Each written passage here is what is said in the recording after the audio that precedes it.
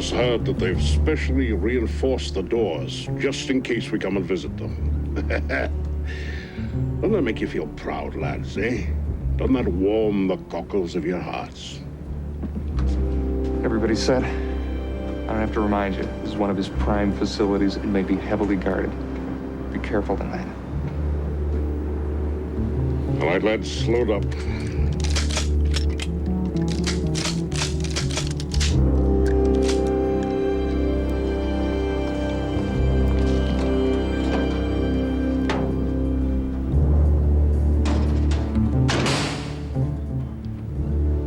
Pulse a little faster than normal tonight, you got? Yeah. Your girl? Yeah, we were gonna get married, but she kind of put it off when I volunteered for this assignment. Yeah. It scares my wife, too. Someday it'll be over. That's us.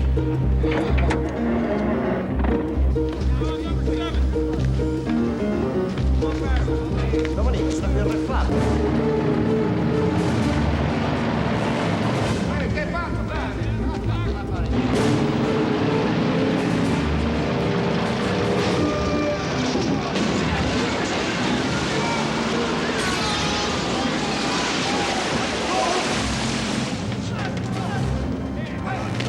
Federal agents, keep them above your heads.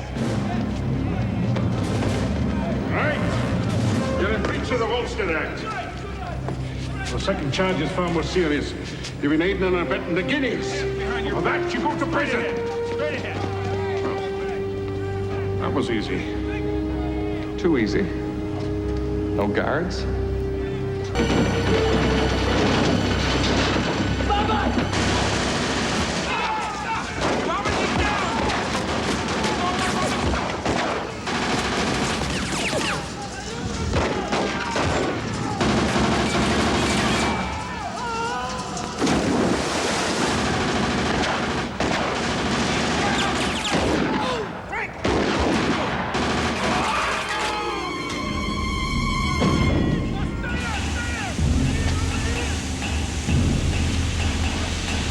Let's go. You okay? I'm all right. We got him. Come on.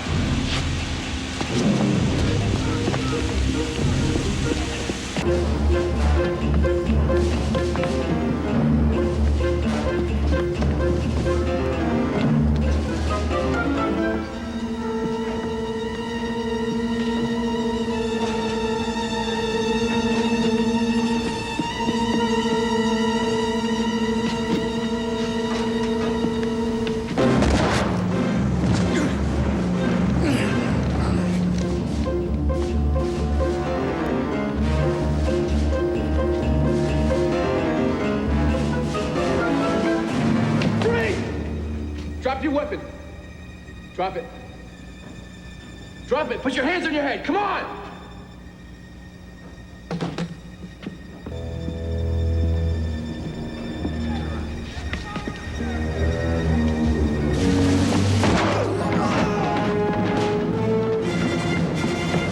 I got him. Steelman, get over here. I think I got it in the heart. How come I'm not dead? Just lie still. Get the ambulance. 2 men wounded. We may lose our first tonight, Mike. Get the others. We may lose our youngest. I've been building to this for some time. I guess there'll be no more standing on ceremony, eh?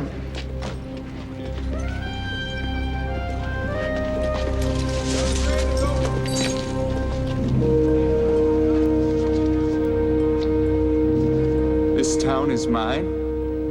Damn him. How in the name of God did the world get visited by a monster like this? Come on, Elliot. Let's go home. You tell me first, Mike. How in hell did a man like this come to be?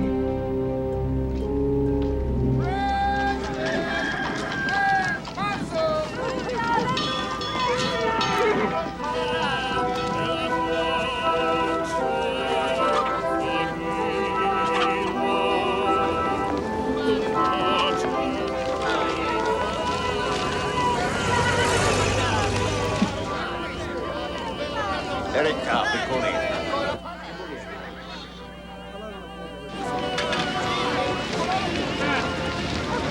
Penny is shine! Shine for a penny! Penny is shine! Shine for a penny! Shine for a penny! Don't want this corner anymore. Hey, dale here, gangster. Nigga, hey. Get him! Hey! Territorial dispute. E che? Hai lasciato prendere il tuo posto. In America se lasci prendere le tue cose, ti portano via i tuoi soldi, la casa, anche la vita. Martini, daccelo un legname.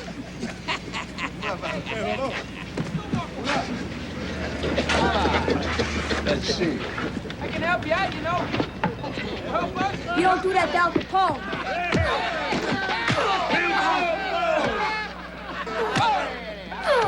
Go on. See, don't mess with me. Get out of here. No, please. That is my corner now.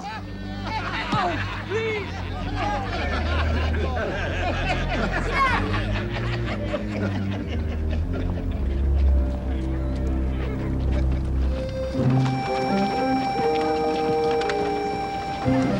Young Capone. Tough, dude, deciso. My name is John Torrio. I'm consigliere of our neighborhood. I'm also involved in the politics here, trying to promote a better life for our people. Elections are coming up. If you're interested in a job, just go to this address, give them this.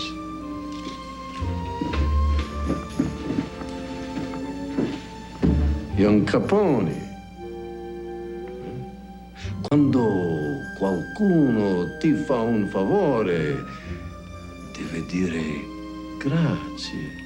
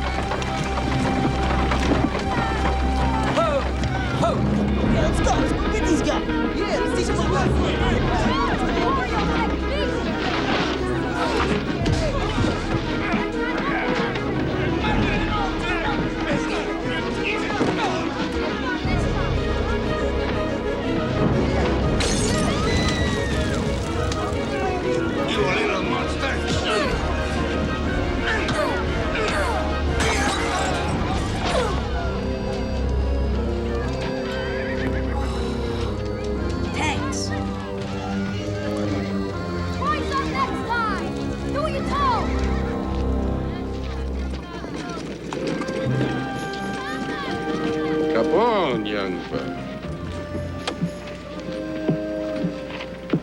I heard you worked hard. Come around to the association when you're rested. There'll be more work for a man like you, huh? Thank you, Mr. Thorio. Please. I'm Mr. Thorio. This is my friend, Franco Nitti. He worked as hard as I did. Bring him with you.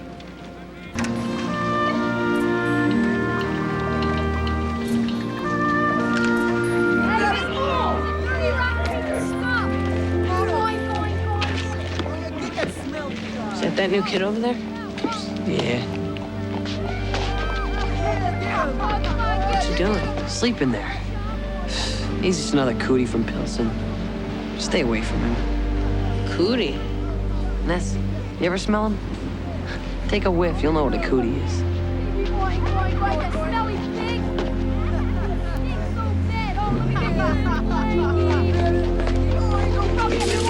Get off of them! Get out of here! You'll be the one who gets hit with the bat! Louis Priscilli, right? Hi. Yeah. Elliot Ness. I'm in Mrs. Burgood's class, too. So what are you doing? Sleeping here tonight. Why? And my dad's been drinking for a couple of days. Can't go home. Moose, why don't you come over to my house tonight? Oh, it's okay. I'm fine. My sister and her husband are coming over. He's a federal agent. He always tells the greatest stories. Yeah? And that was it. We just put the cuffs on him and took him away. So ended the career of James Jude Murphy. Wow. I hung your clothes by the furnace, Louis. They should be dry by morning. Thanks, Mrs. Ness. Thanks for the dinner, too. You're welcome, Louis. Okay, now, you boys, time for bed. Enough of your lurid crime-fighting tales. You'll give them both nightmares. Going. I'm going. But Elliot, can I see you for just a minute? Okay.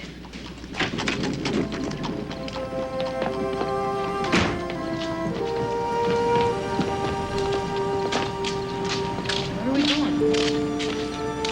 I promised I'd give you something when I thought you were ready for it.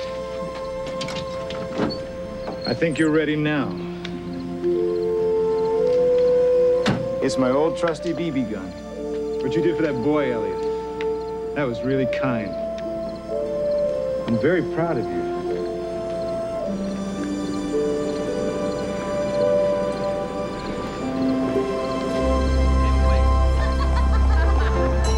How you doing, fellas? How you doing? We got girls inside. We got farm girls, we got French-speaking girls. I even got a girl just like the one you left behind, probably helping your slacker best friend right now. I'm not kidding around. My name's Al Capone. How you doing?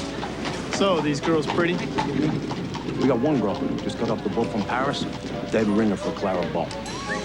Got one from South Jersey, used to be a model. God help us, we even got a colored girl in there. We'll do voodoo on you, if you talk to her just right. Voodoo? So what do you guys say? How much? It ain't gonna cost much. Come on inside, we'll work out some kind of deal. Let's have a good time, huh? Let's go. I love this girl. God, she's beautiful. Tell you something about her. You don't want to be with her. Why not? She gave a friend of mine a case of lice last week. Damn, can't bring those back to a ship. You want the best? Yeah. Redhead?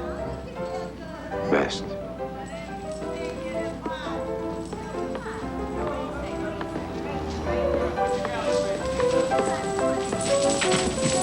Al, you said something rude about me, didn't you? It's because I want y'all to myself. You can stand for a little loving by your old Uncle Al, now, couldn't you? Well, you gotta pay like everybody else. I'm not a charitable institution, you know.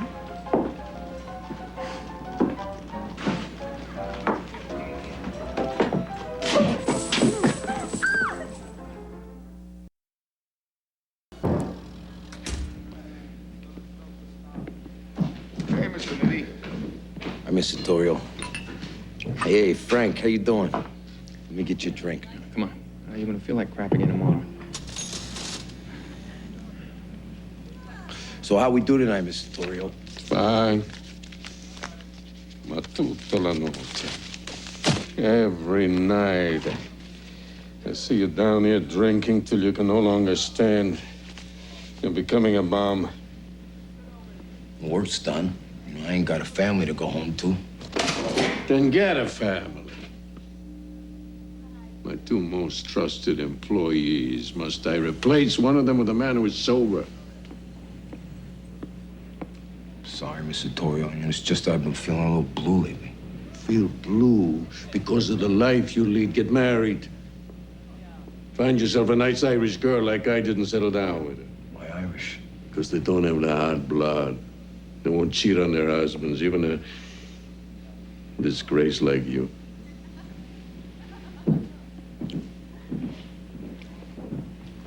What's that all about? Well, he's leaving for Chicago tomorrow, and he's worried about leaving us in charge. Because you become such a screw-up. Watch your mouth, Frank. I ain't no screw-up. Best sidewalk man on Park Street. I do my job. What's Johnny going to Chicago for? family's outfit needs a little bit of help out there. Johnny really called me a screw up.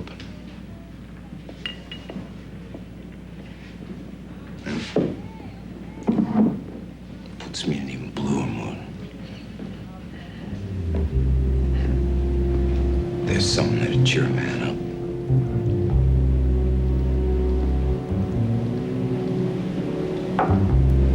Excuse me. Hey, Al. Come on, forget about it. She's with that guy. How you doing? I know you, don't I? Well, I don't know you. Beat it. It's funny you should say that. I mean, I come over here all friendly and everything, and you say to me, beat it. Because that's exactly what I used to do.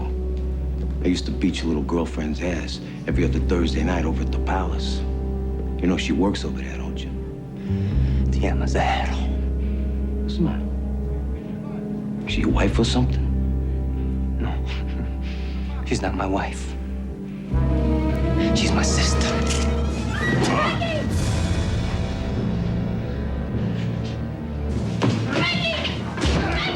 Hey, hey, hey!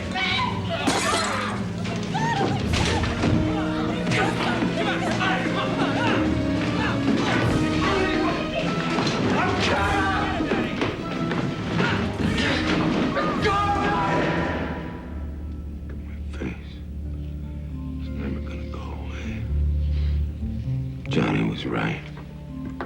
I am a screw up.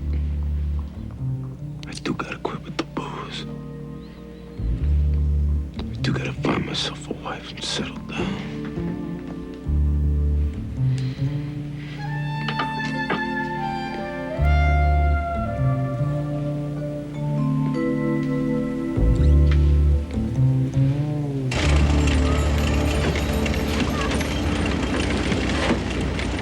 Slow down.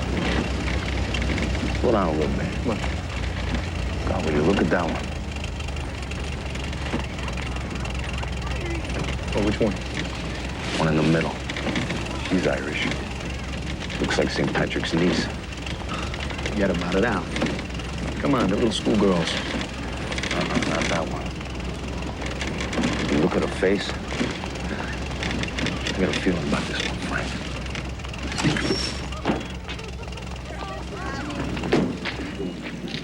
My name is Al. First name's Capone. You're the most beautiful woman I've ever seen in my life. Would you possibly consider allowing me to see you socially? You're Italian. Only half. My mother's Irish. Black Irish.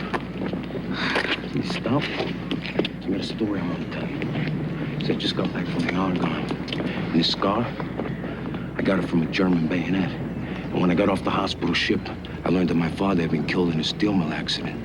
And that my mother was in the hospital with a terminal illness. A woman like you could brighten his sad life. None of what you're telling me is true. Some of it is. What's your name?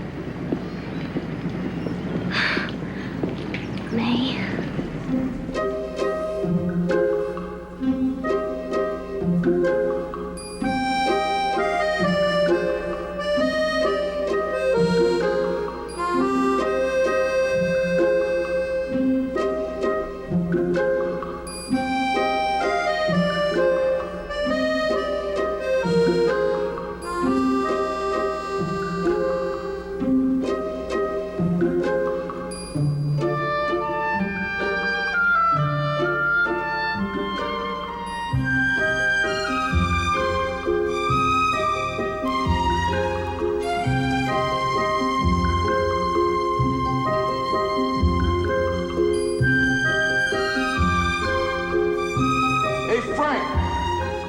Tell Mr. Torrio he'd have to worry no more. I'm a changed man.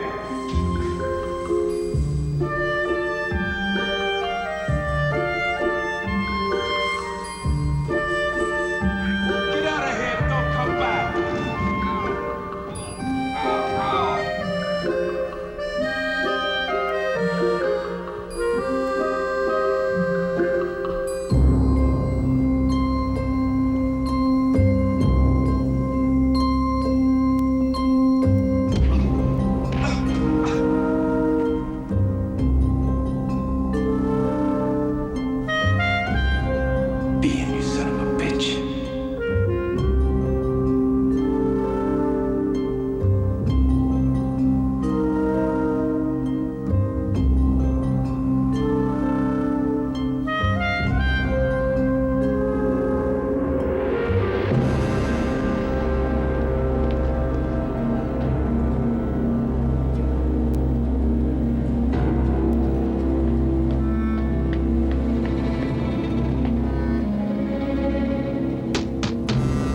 cop.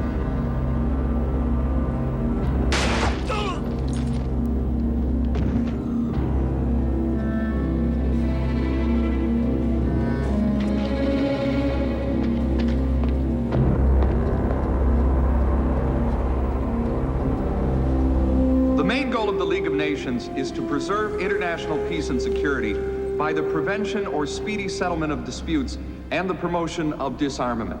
Wilson sees the League of Nations as the most important issue facing us today. God. Do we participate? He's too handsome to be so Or do we bright. remain isolationist as we were before the I Great hear he's War? really athletic, I too. submit that we Captain can no of longer both the afford tennis to and stand boxing alone. teams.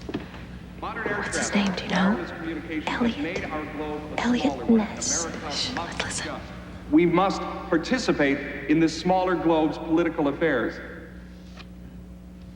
We must join in the collective striving for a lasting international peace.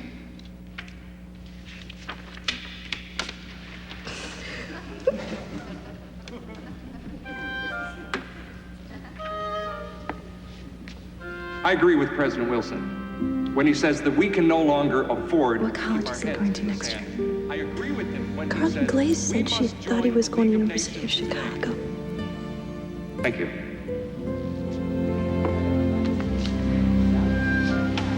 I'm gonna marry that man someday. You know it was you who dropped B and Al. Why don't you tell us about it? You want me to say false? You want me to say I killed somebody when I didn't do it? Don't be lying, fellas. The lie is a mortal sin. You guys are Catholic. Hit him, Riley. Hit him harder.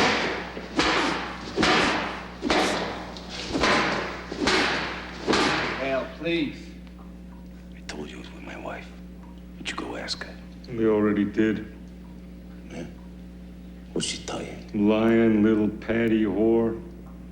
May called you a lying little patty whore?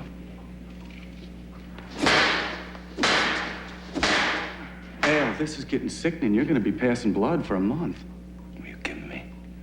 Well, your girlfriend over here, it's...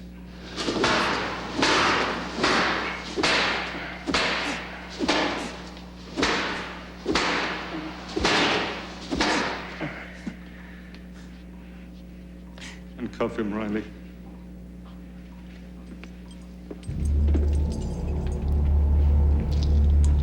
You look a little tired there, Riley.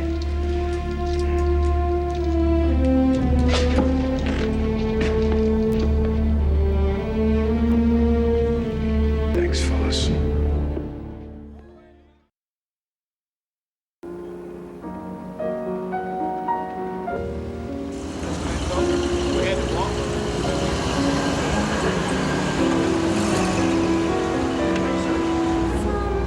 Here, enjoy yourself. I always look and find the rain. Some fellows make a winning sometime. I never even make a game. Oh my God, can she sing? And pretty as an angel, too. As pretty as you. Excuse me, don't I know you? Oh, Mr. Torrio. How you doing? All right. Mr. Torrio, this is my wife, May. Hello, Mr. Torrio. I've heard so much about you. Welcome to Chicago. Both of you. Honey, if you'd like to get a better look at the stage, it's okay. It's nice to meet you. She seems very nice. I'm sure she'll be very good for you. She is, Mr. Torrio. This ain't a bad-looking joint.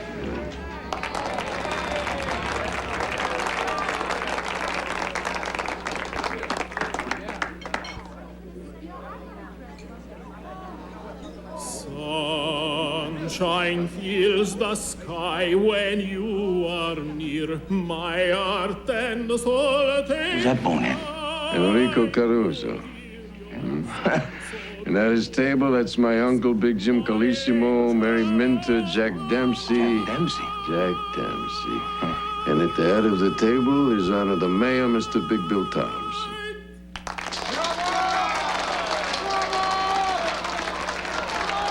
All the big shots hang out here, huh? Yeah, you're not in Brooklyn anymore. A long way from Brooklyn. We do things a little different here. You come by tomorrow. I'll show you how things operate here. It's good to see you, you bum. Do you know who that man was? Yeah, Enrico Caruso. I met him a couple times back east. He seemed all right. I did it earlier.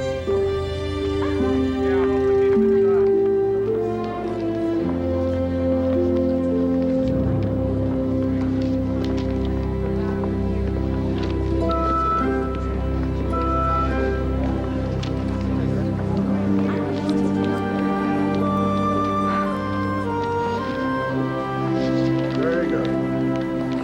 Next, please.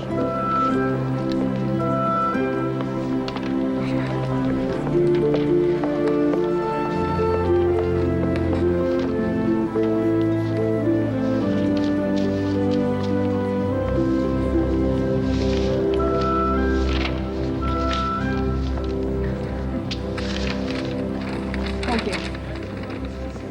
Oh, I remember you. You were on the Jefferson High debate team. Catherine Staley. And you were on the Fanger team.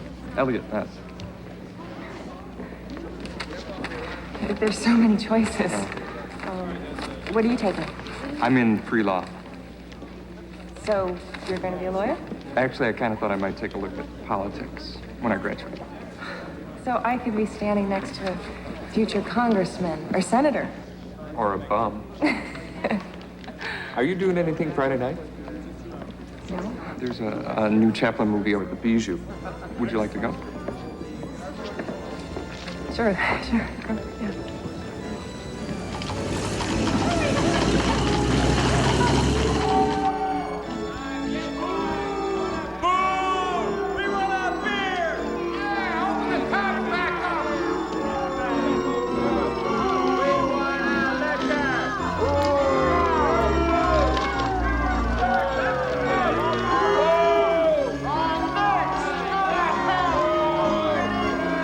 Wow. I guess people really do like to drink. It really is kind of a dumb law, don't you think? Yeah, I do. How'll they ever enforce it? Well, it ain't the law of the land in Chicago.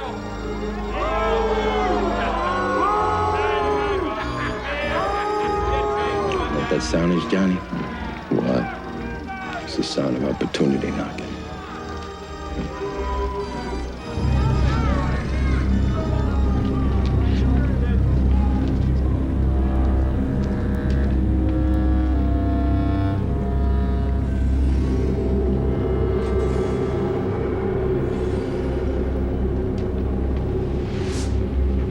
What was that all about? I don't know. He was scary looking. It's as if the government just laid a huge golden egg and dropped it right in our laps. The only thing that could keep this from being a great thing is if the gangs keep fighting with each other and screw it all up. I agree. Everything else is in place. We have the politicians, a cooperative mayor, even a police force that is manageable. You know what Big Jim should do? He should call a meeting. Get all the gangs together and figure out a way to make peace. Work out all the territory disputes, the old beefs. Get a fresh start. You're grown up, pal. There was a time you would have said, let's just wipe everybody out and keep it all to ourselves. You know what, Johnny? Ain't nobody in this town hates me yet. Maybe I could be the one. The go-between. Go between the Albanians on the north side and the Jenners in Little Italy. I could go around to everybody, get them all agreed to get together and figure out a way to make this thing work. In Chicago, I doubt such a sensible thing could happen. Yeah, well, I got a feeling Prohibition could change all that. There's enough to go around for everybody. At least it's worth a try. We're sitting on top of a gold mine, Johnny. I'll mention it to Big Jim. Would have to be his decision.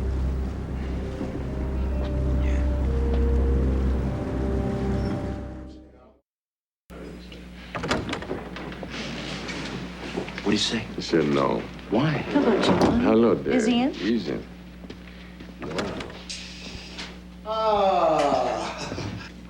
What is wrong with this guy? It's the girl. She wants him to start easing toward legitimacy, and he's actually considering. Then we gotta do this on our own. You're not in Brooklyn anymore, Al. You work for Big Jim now. And the guy is slipping. This opportunity might not come around again. It's not your outfit, Al. You work for Big Jim now.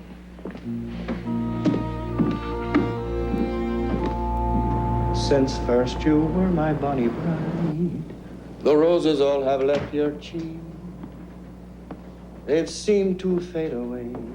And I'll take you home again, Kathleen, across the ocean wild and wide.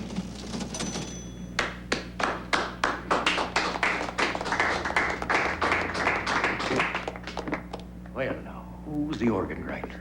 Our business doing okay, Mr. O'Banion? Doing just fine, thank you. Funerals here on Marion Carnation. Yeah, people keep shooting each other. George Moran. I'm Mr. Moran. A lot of your territory, pal. Come in peace, Mr. Moran.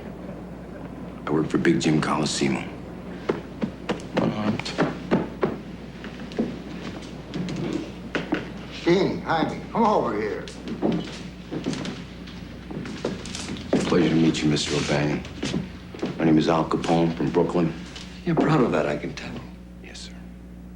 I got a proposal to make to you guys. I was hoping maybe I could buy you a drink. You'd hear me out. Well, you can't buy me a drink, pal, because I don't drink, you see. Unless the Irish love me, you see. Peace with the Irish? Never. Sono una massa di porci fitosi.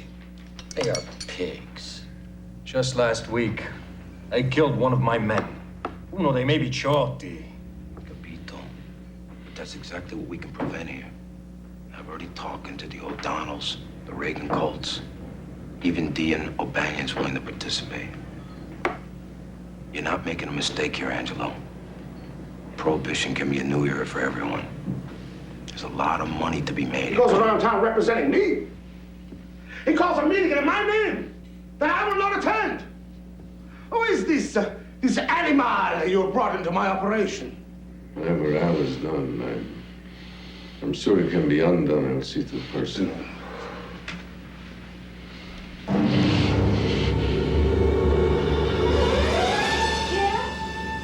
Sweetie, we're gonna be late.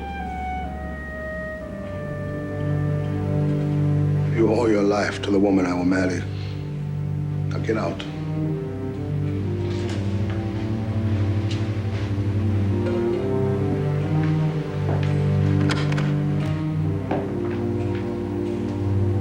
Follow Amazzarri. Have him shot. Man like that is dangerous.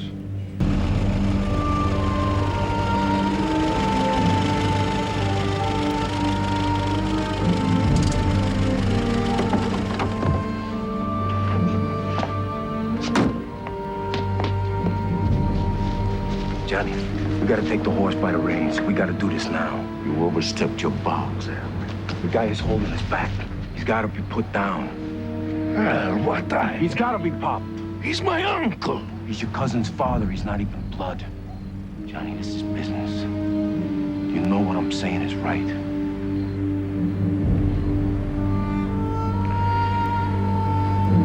I'll see you tomorrow, Al.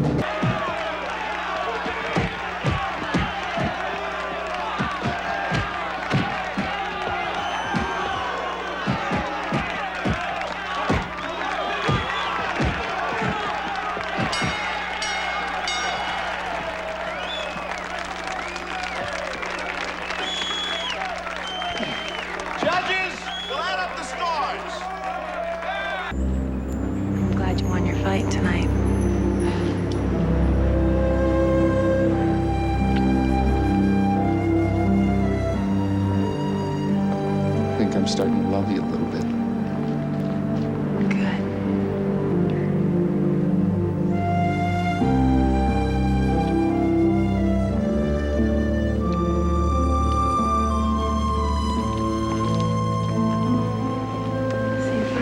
See you Friday.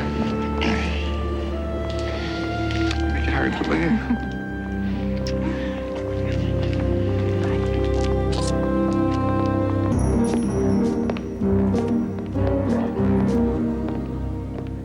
Gentlemen, for the benefit of those of you from the outlying areas and the suburbs, let me introduce everybody. First of all, from the southwest side, Joe Saltus, John Oberta.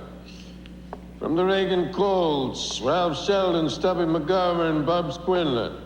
The Ghetto Gang, Sammy Kaplan, Humpy Klatz. The Jennings from Little Italy, Angelo. Mike and Sam, your associates, Albert Anselmi and John Scalise. And now from the north side, we have here the illustrious my friend Dini O'Banion. And Bugs, George Moran. And Dini's right-hand man, Mr. Jaime Wise. My own associates, Mr. Al Capone, you know. Jay Guzik. And just arrived from Brooklyn, New York, Mr. Frank Nick.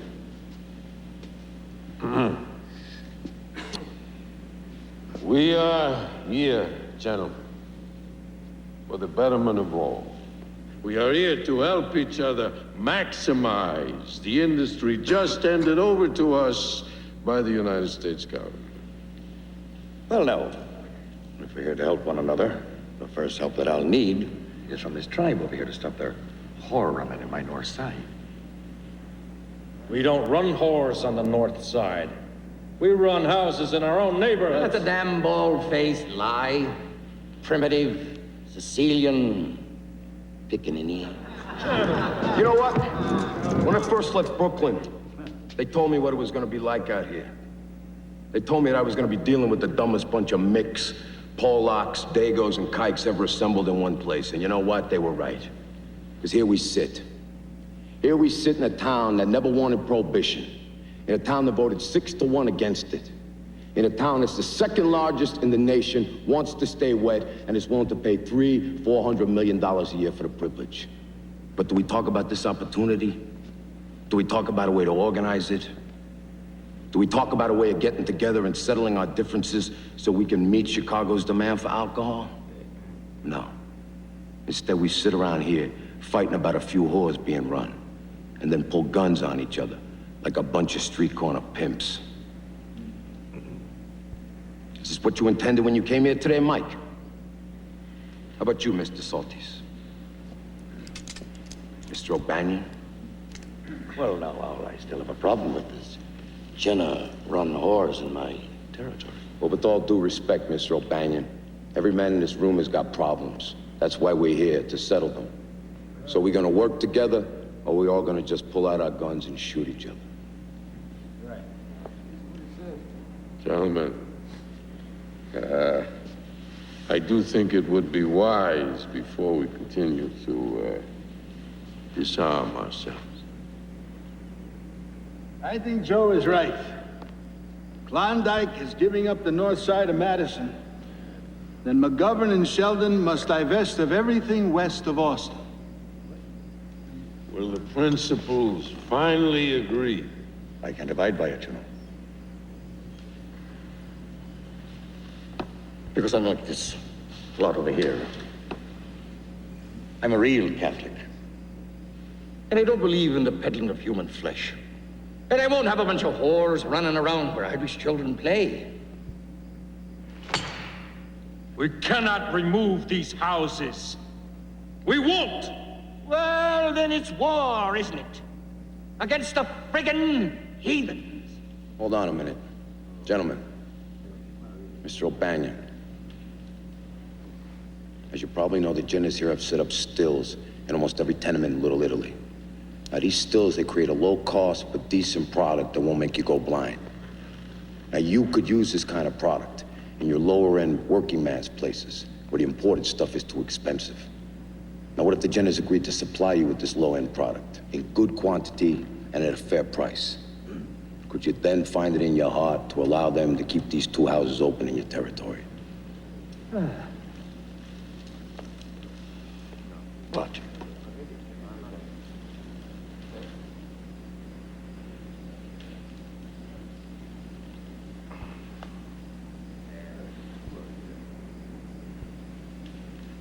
$1,000 gallons a week at $2.50 a gallon, and no new brothels north of Division. There you go. Hello, Dini. Well, if it isn't Michael Malone himself, the only captain on the Chicago police force that can't be bought. Take a walk? I remember the day you spiked Father O'Brien's altar wine with 100 proof whiskey. Whale of a sermon that day, wasn't it? Whale of a sermon. You're not here to talk about the old times now, are you, Mike? What's really on your mind? I heard there was a meeting where all the racket boys got together and carved this town up like it was a piece of beef in the stockyard. I heard you took part. Well, if I did, would I just up and tell the Chicago Police Department all about it? You're not talking to the police department, you're talking to me. Well, it happened. But you see, Mike, the Dagos, they're trying to concentrate on bootlegging, you see. They're trying to keep the peace. What do you know about this new guy, Capone? Well, not much. He's bright, you know, very bright, for a Dago. He's partnered up with Torrio. He's right out of nowhere. Now, how does somebody who comes right out of nowhere get so much power so quickly? Mike, you don't try to understand the Dagos. You don't try to understand how they run their outfits. I mean, they're moved by the spirits, the phases of the moon. I got a very bad feeling about this fellow Capone. If you hear anything that might help it nip it in the bud, give me a call. I'll see you in church, Mike. I'll see you in church, Dini. Thank you for your support. Here's some pamphlets and a couple of buttons. Thank you. Thanks a lot.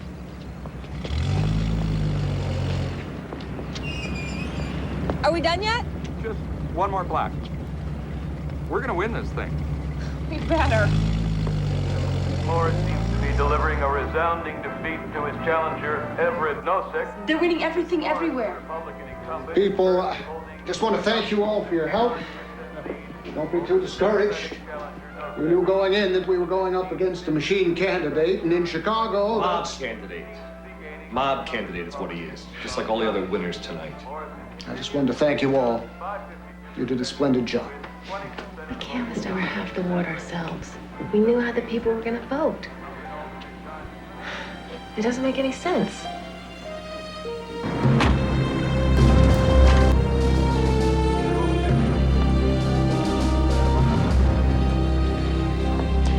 Elliot, hi. What are you doing down here? It's called double marking.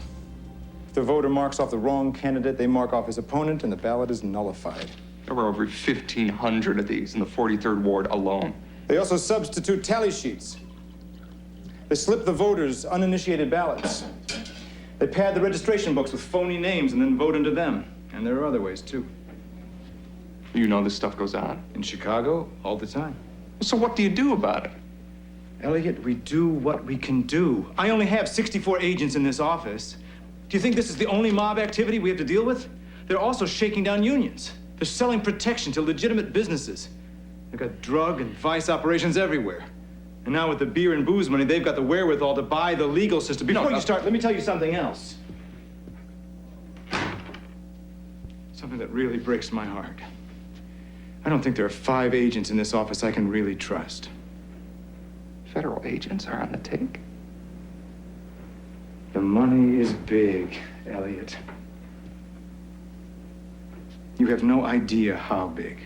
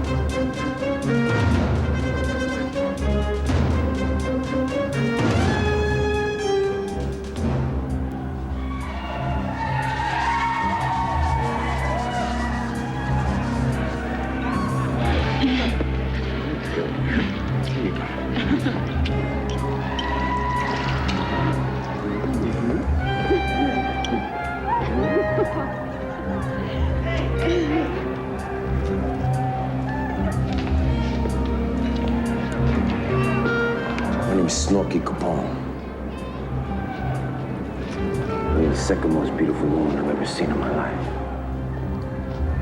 We understand that the Torrio Capone empire is now the largest and richest in Chicago, that you provide over 50% of the booze sold in the city. Gentlemen, we live in a capitalist society. We're not Reds, we're capitalists. And when there's a demand in a capitalist society, it's the entrepreneur's job to meet that demand. Now, if people want to travel from point A to point B, and you're Flagler, you build them a railroad. If people want cars, you're Henry Ford, then you build them cars. Now, people suddenly need gasoline for these cars, and you happen to be Rockefeller, then you sell them gas. Supply and demand. I won't deny that I meet the demand of the people. I'm just a capitalist like those other guys. But, Mr. Capone, we're talking about an illegal business here. Surely you can't compare bootlegging to the car industry or the manufacturing of gasoline. What did our forefathers do when they found a law unjust? They dumped tea in the Boston Harbor. Me, what do? I dump a little booze over Chicago. Gang violence is down in Chicago, Al. I understand you're partially responsible for it. Partially? Jake, I hate violence. It's bad for business. That's why I do everything I can to keep it to a minimum in Chicago.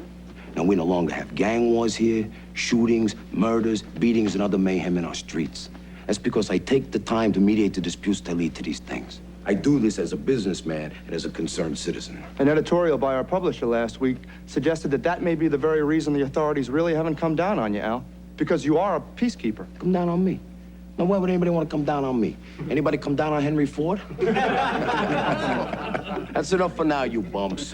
All right, pick yourselves up a bottle of scotch on the way out. Get out of here. Thanks a lot, Al. Picture Mr. Capone. Hey, come on, Tony. Oh, sorry, right side profile, Mr. Capone.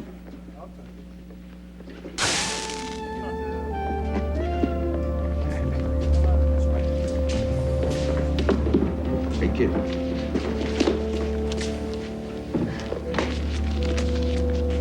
Listen to your mother and keep your nose clean, huh?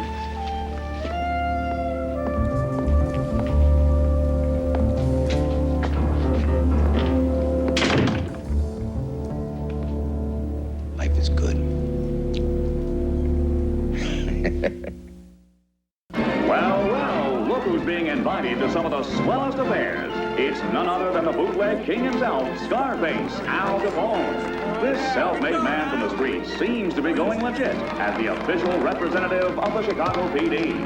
His first duties include meeting Mussolini's goodwill ambassador, who's out on a world tour celebrating Italy's fascist state. And Al's goodwill goes way beyond politics.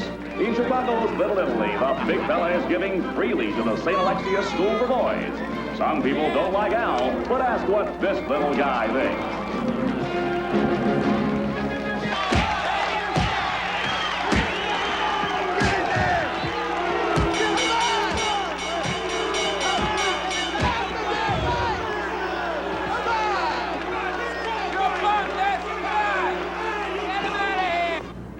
You weren't hitting him, were you? Catherine. We don't live in America anymore. We live in a sovereign country called Chicago, Illinois. You're a strange man. Carry the weight of the world on your shoulders. I guess I just grew up thinking it wasn't going to be the way it is. Suppose I'll adjust. Maybe the fact that it bothers you as much as it does is one of the reasons I love you. Would you marry me if I asked you to? I'll marry you under one condition. Do you stop obsessing about things you can't change? No, I mean it, Elliot. You're gonna drive yourself crazy. And me along with you.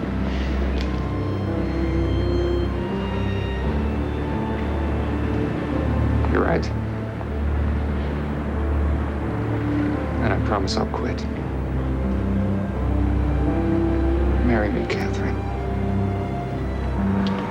I'm glad you since the first moment I laid eyes on you.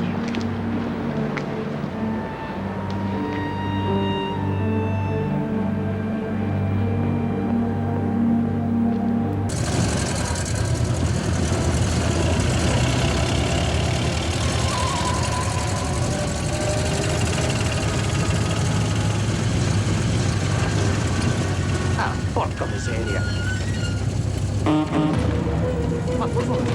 Don't make a move. Hold it there.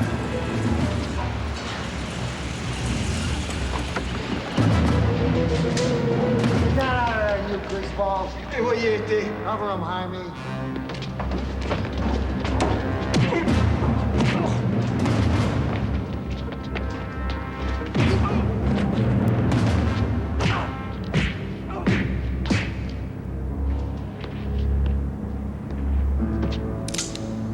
Tell your boss, that no-good lying pig, Jenna, this is just the beginning.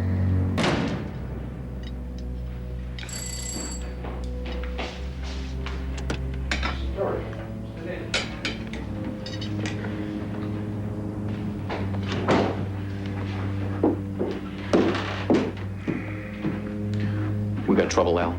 What's going on? The Janus. You better get your codes.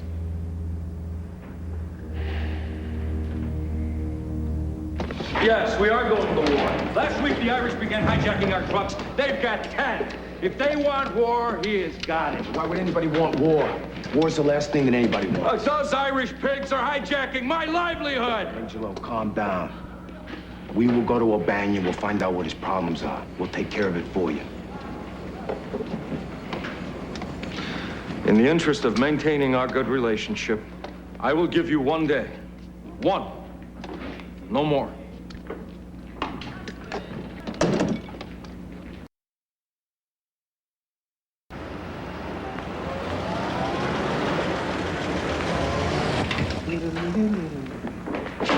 Good afternoon to you, fella.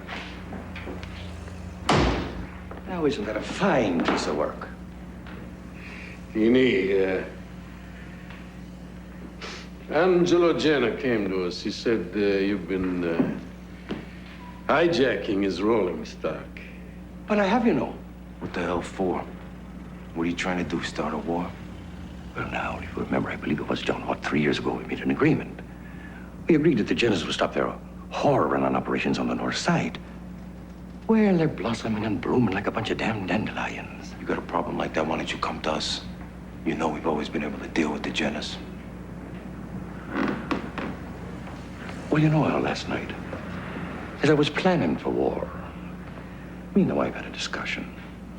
We decided the Jennas can have the whole damn thing on the north side. They can burn it down to the ground for all I care, because I'm quitting. I'm getting out, John. You know, if you remember, John, it wasn't long ago that the rackets here in Chicago were run by honorable men, but not anymore. So I'm selling everything. I believe I'll be moving to the beautiful state of Colorado. What can we say, Dini? We'll miss you. Well, isn't that sweet of you? Well, the Stevens Brewery, that'll be for sale. Would you be interested?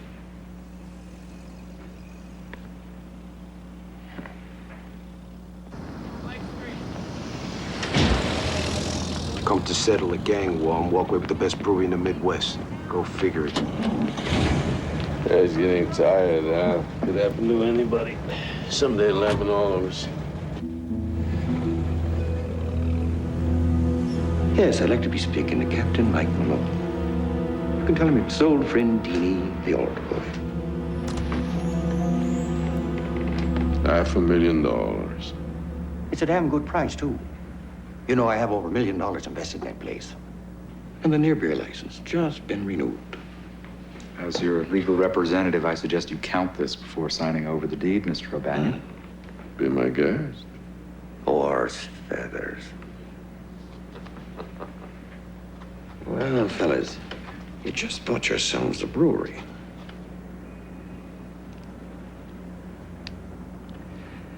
Now, I'd like to take you over and introduce you to my brewmeister. You go ahead, Johnny. I promised Sonny I'd take him to Marshall Fields. See you later, fellas. Good doing business with you, Dean. Well, Al, you know, you really should meet this guy. He's one hell of a brewmeister. What can I say, Deanie? I promised my kid. I'll catch up with you later. All right, Al. See you, boys. Now, boys, have a look at the kettles. First rate, all the way from Germany. Bought and paid for myself. Police! Nobody moves. Come on, take the other room. Come with me. Come on, boys. Over here. Over here. All right, fellas.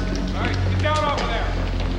You're under arrest. Sir, it ain't near beer. It's the real McCoy. All right. You're in violation of the Volstead Act. You're all under arrest. Well, what's the matter, fellas? Did you not get your envelopes this week?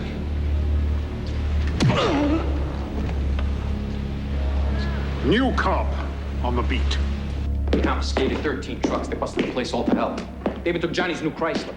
No, I'm telling you, Al, it was a setup. O'Banion, he's already been released because he could prove he didn't have any interest in the place. Tell me about the cop. You know, turns out him and O'Banion, they went to school together. And he's not on anybody's payroll. He's clean. I'll tell you what you do. I want this guy busted down. You go the chief, you go the commissioner, you go the mayor, you got to. I want him busted down so far, he ain't never gonna be heard from again. What are we gonna do about O'Banion? We gonna go to war? We can't go to war. Just take care of the cop for me, okay, Frank?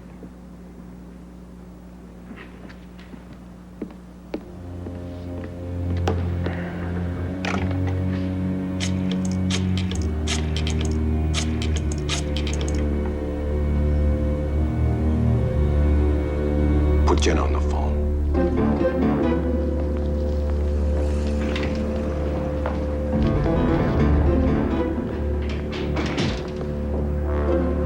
Well, top of the morning to you. Buongiorno. Yes, whatever that means. Mr. Jenna, how very nice to see you.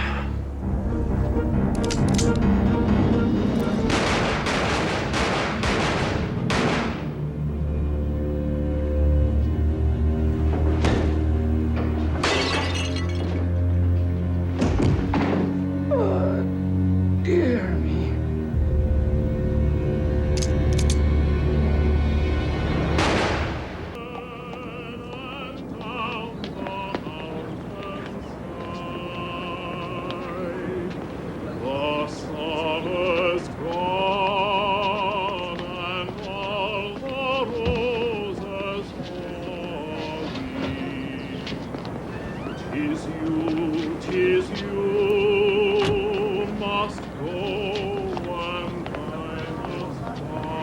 The church denied him a burial on consecrated ground, and no more Catholic a man ever walked this earth.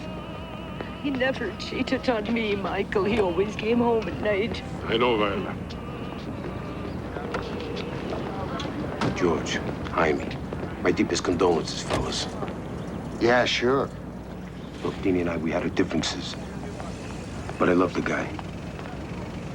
I just hope that peace can prevail between us, gentlemen. Everybody wants peace.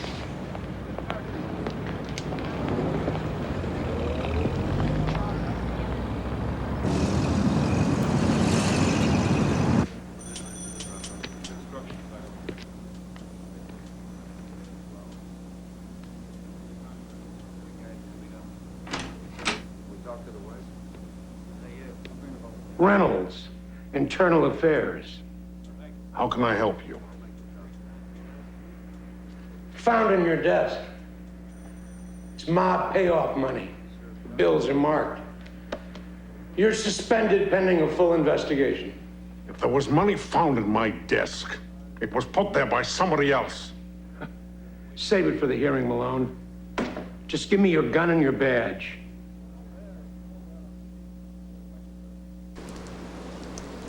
It'll be about 2 hours, Tommy. There they are. Let's go.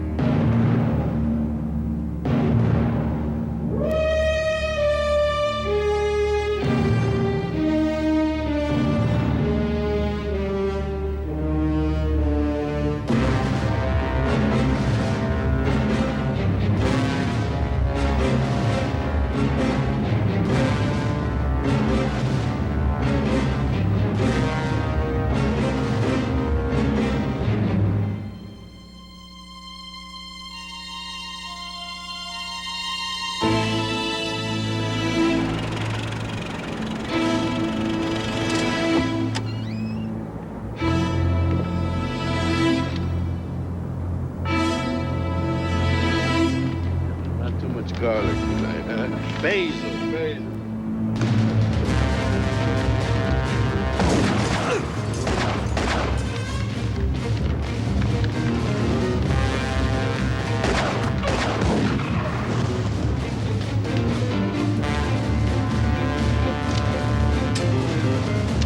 Damn it.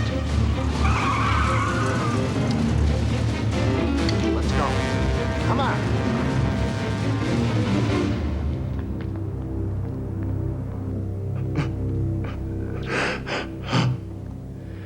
I'm handing it all over to you, Alphonse. If I survive, I'll return to Naples to live out my life.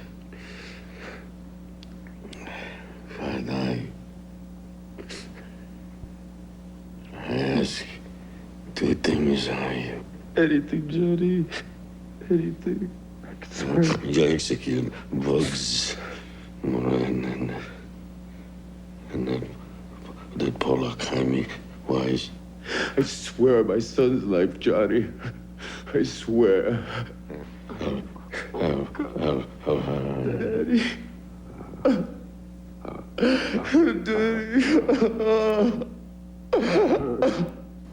I'm quite surprised you decided not to finish law school, Elliot. You're so close. I just don't have any interest in law anymore. What kind of work are you going to pursue then, do you know? Some kind of junior corporate position, I suppose. Maybe with one of the insurance companies. It's a growth industry. Ever thought about law enforcement? That certainly is a growth industry too, isn't it? No. No, I made a promise. I'm just gonna be a good husband, provider. Got a family now.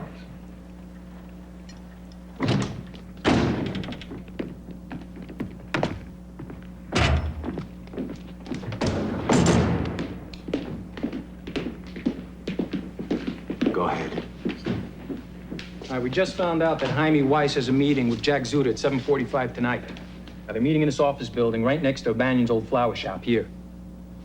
This is the entrance we'll most likely be using. Now, across the street in this rooming house, we have two guys, here and here. That allows us fire coverage all throughout this area. Now, with one West Superior here, we have two more guys. And that gives us coverage from here to here. Now, there ain't no way this guy gets into or out of this building alive. I got one thing to say, and I'm only gonna say it once. After this guy's dead, I don't want anyone to quit shooting. I want this guy turned into meat, Frank. You hear me? Meat! They're turning up all over. Oh, look at that arrangement. Isn't it pretty? You know, gangsters use down this place. Don't start on gangsters. Not on our only night out.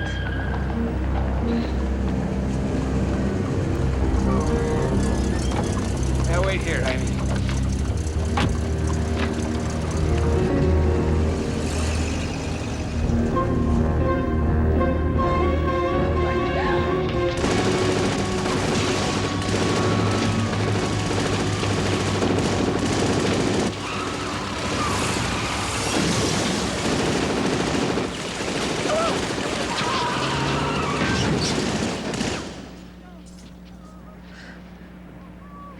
Are you okay?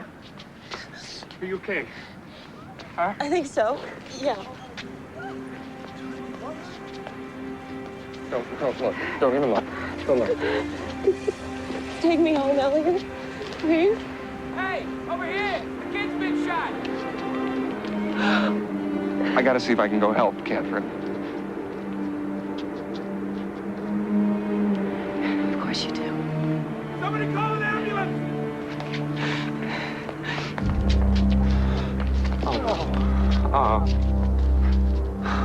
It's Louis Basile's kid. My boy, where's my boy? Oh, God, no! Oh, my God, no! God. Oh, God! Louis? Louis? Oh, God! I'm sorry. I'm so sorry. You killed my boy. You killed my boy, Ness.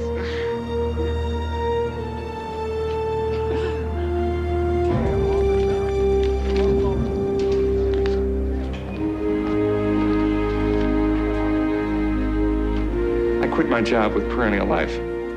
Why? Because an old friend of mine, a man named Louis Basile, lost a kid to those bastards the other night. Can you get me a job here? Goodbye, Johnny. I love you. You're a good boy, Al.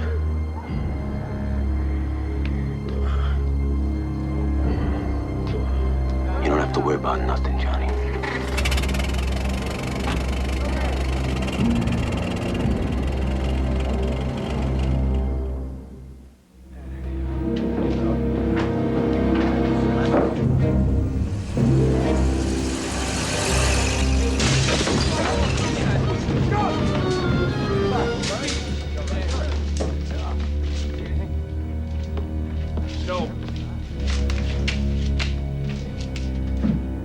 A note from Capone.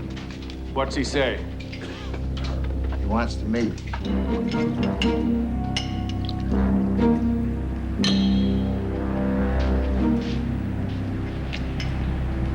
Gentlemen, the other night I had a nightmare like a small child. What caused the nightmare was an editorial I read in the Tribune. The editorial was in support of Mayor Deaver, when he said that the only way to end the violence in Chicago was by bringing in federal troops. Now we're talking about federal troops to fight us, to fight every man in this room. What scares me is that this could really happen. We've gone too far, gentlemen. We made a lot of people angry. We've lost a good deal of our public support. Now we either end the violence between us or the government's gonna end it for us. Salute. I don't disagree. Snooky, you did good. It's the only thing to do. Hey, Frank, remind me. I want to give $250,000 to be Bill Thompson's re-election campaign. $250,000? You're nuts. Frank, we want to continue to run the city.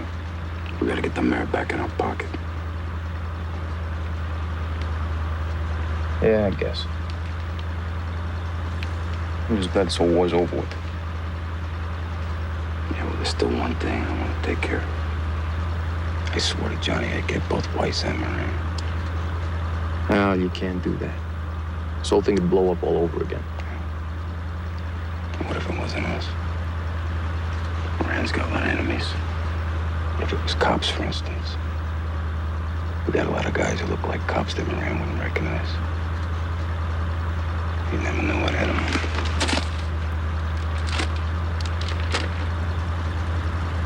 God, it's almost Valentine's Day. I gotta pick May up something.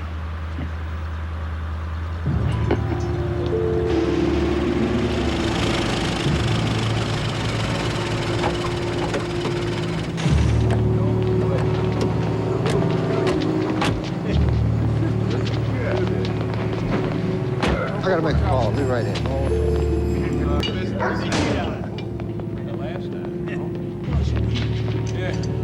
Hey, you finished yet?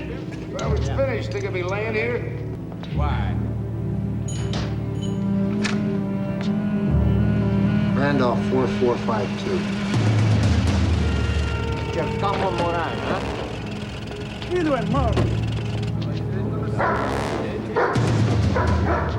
Get over there against the wall! Get against the wall! Where's Moran? Where is he? Wait a second. Please. I just hang out with these guys. I'm just an optometrist.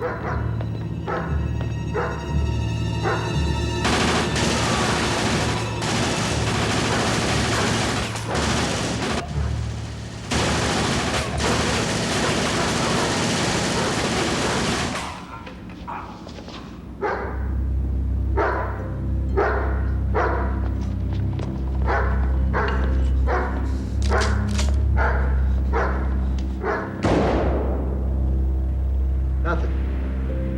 Thanks, Ma.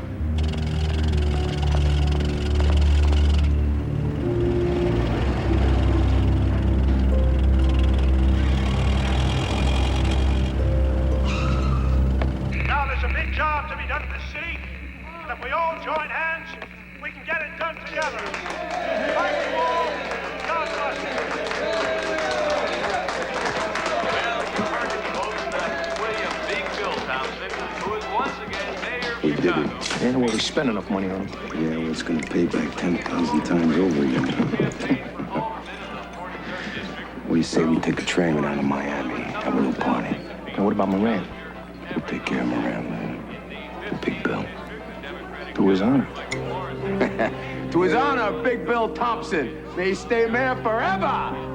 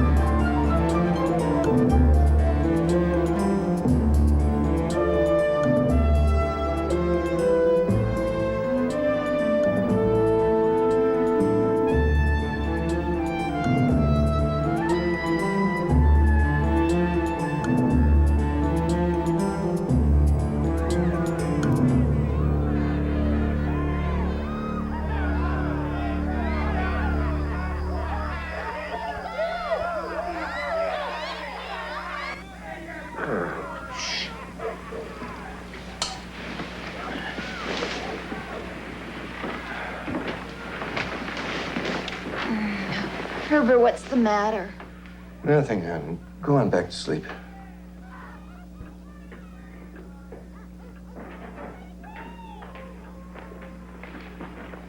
Hello, Mr. President. You can't call me that until the inauguration, Frank. I'm sorry, sir, Mr. Hoover. Did you find out who's living in that house with the party going on? It's that mobster from Chicago, Al Capone. I'll send someone over there. No, don't do that. What I want you to do is you call J. Edgar in the morning and you tell him that I want that guy put in prison. 3 nights the son of a bitch has kept me up. Yes, sir.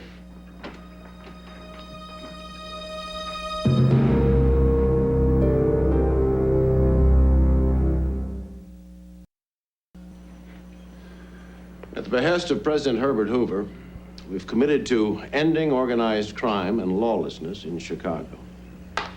My name is E.Q. Johnson, and I'll answer your questions now. Who will head up the task force here? Agent Alexander Jamie will be picking the leader. The agents that are actually in the field will remain anonymous, for obvious reasons. Mr. Johnson, it's been widely reported that many of your agents here in Chicago are as corrupt as many members of the police force. Any comment? I assure you that the agents assigned to this program will be of the highest quality. The mob won't be able to touch these men. Have you found these untouchables yet? No, we're in process on that. Good luck. That'll be all, gentlemen. Although he's young, his courage and his honesty I can personally vouch for. Want to meet him?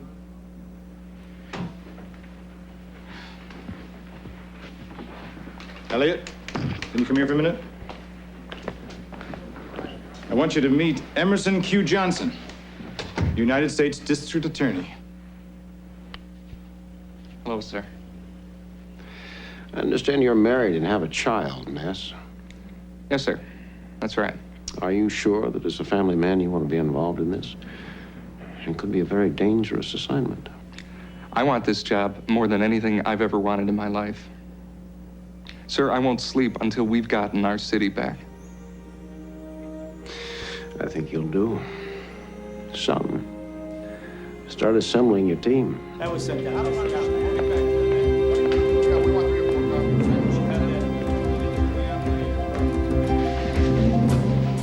I've made my choices. Good. Number one, Tony Pagano, out of the Detroit office. Exemplary arrest record, unmarried, clean as a whistle. Aside from being a crack agent, he also has another skill. He drives midget race cars when he's not piling up arrests. I figured we may have occasion to use a fast driver. Number two, Paul Robbins, out of St. Louis. Ex-fighter pilot for the Army in France. He worked as a district attorney before joining the Treasury. George Steelman, full-blooded Cherokee Indian, ex-Carlisle University football star. He's out of the Omaha office, only been on the job a year, but already he's got an outstanding arrest record. And he's an expert wiretap. I figured we could definitely use that. My fourth choice is something of a wild card. I thought I'd tell you about it before I proceeded. Do you remember Louis Basile? Well, the one whose son was killed when Jaime Weiss was shot? He worked for the mob. He absolutely hates them now. He wants to help. I know there's no question about his loyalty. And nobody knows the bad guys better than he does. I trust your judgment. Before you go, I've got kind of a wild card myself. Next cop I know. Another guy with something of a troubled past. Alex? Mike? So, this is the young college kid you've been telling me about. Elliot Ness, Mike Malone. Dear Lord, you're stealing him out of the cradle now. Welcome to Chicago. I'm Elliot Ness. We're going to be working together. Anybody who doesn't like long hours for no additional pay better raise a hand right now.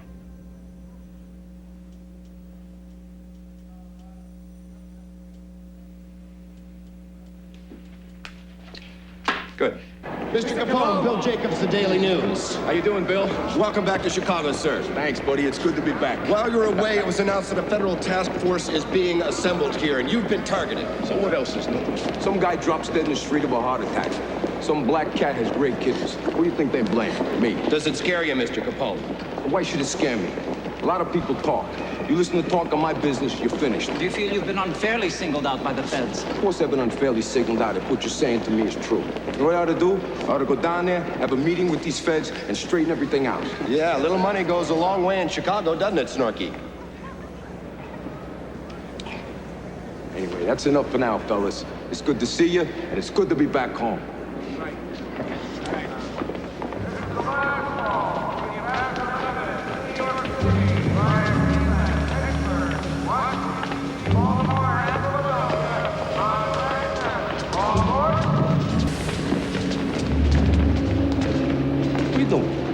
Staring at me. Was I? Are you a wise guy?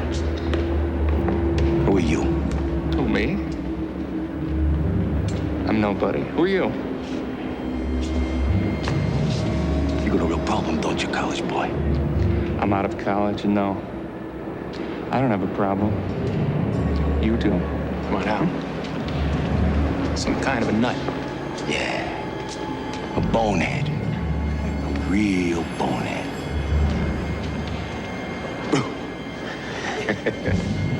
This town is full of boneheads. That's what I love about this town. God, I love Chicago!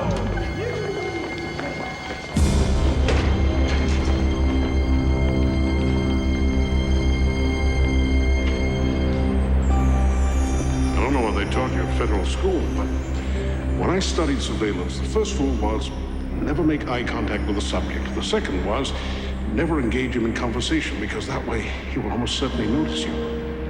What was all that about? I wanted to see what he looked like. I wanted to hear his voice. Straight out of the cradle. I can tell this is going to be a long haul. A long haul it may be, Mr. Malone. But beginning tomorrow, we're going to start doing some good.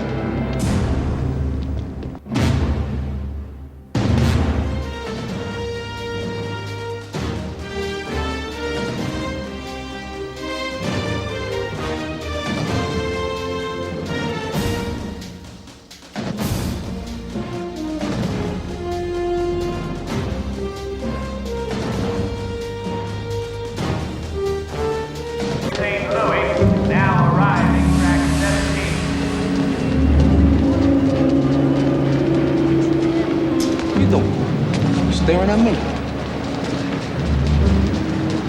Was I? Are you a wise guy? Who are you? Who, me? I'm nobody. Who are you? You got a real problem, don't you, college boy? I'm out of college, and no. I don't have a problem. You do. What now? Some kind of a nut. Yeah. A bonehead. A real bonehead.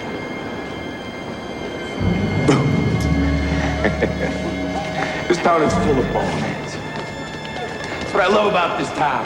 God, I love Chicago!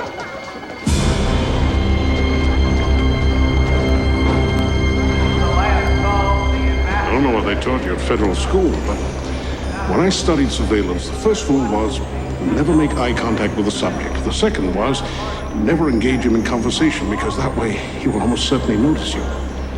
What was all that about? I wanted to see what he looked like.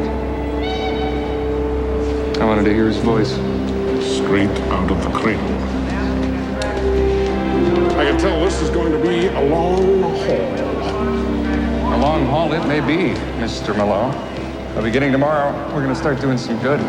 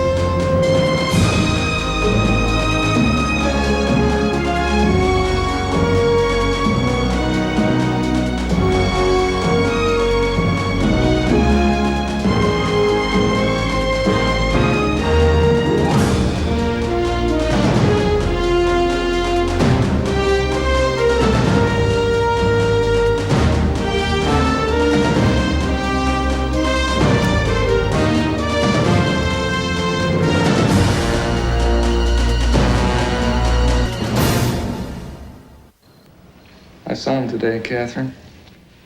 I heard his voice. Who? Al Capone. You're kidding me. Where? Mr. Malone and I went down to Union Station. He was just coming back from a vacation in Florida. I'd seen him once before. When? At the Rialto Theater. He walked up the aisle and locked eyes with me. You were there, remember? That was him, wasn't it? Oh, my God. He was just another street thug back then, wasn't he? Nothing's changed. Now he's just a bigger street thug. Oh, I just got a chill. I mean, that night, he singled you out of all those people. Could he somehow have known? Known what? That you would be the one to bring him down. No one's been brought down quite yet. But he will be. And my husband will be the man to do it.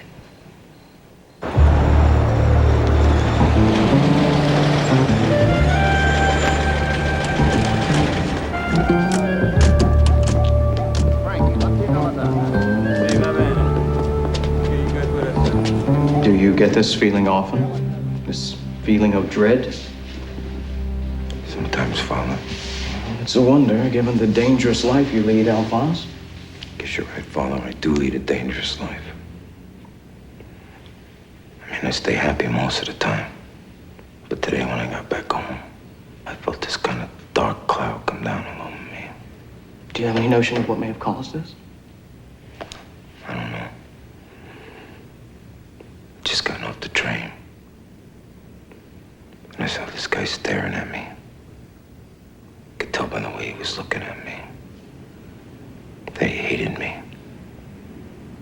Somebody I don't even know.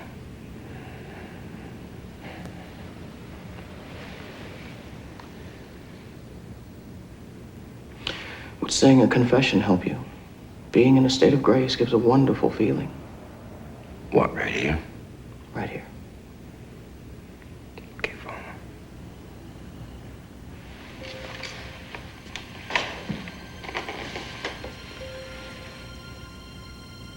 Bless me, Father, for I have sinned.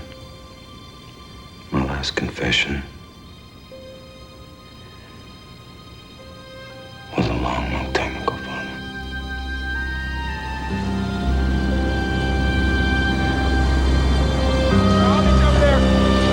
Attention!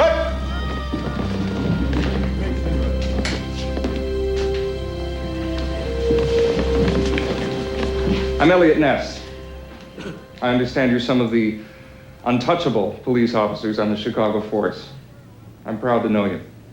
Our reconnaissance tells us that there's a Capone brewery in full daily operation at 4478 Racine. We'll leave for that location now, assembling without fanfare at the schoolyard of St. Mary's Parish, 1378 Mead. Now we'll move in together, dividing our force so we can hit all four faces of the building at the same time.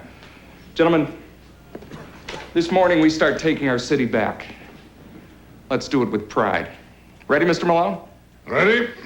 Gentlemen? Let's go.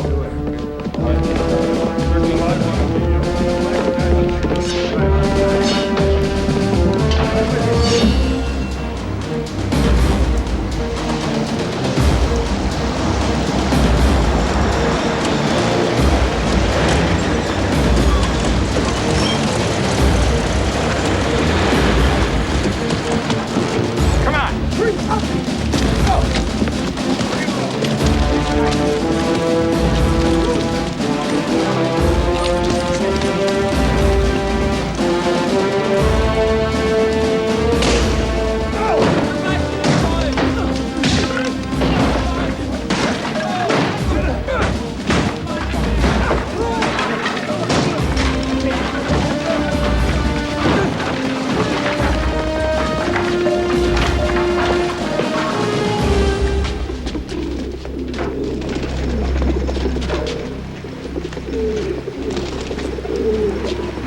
Gentlemen, it looks like our reconnaissance was...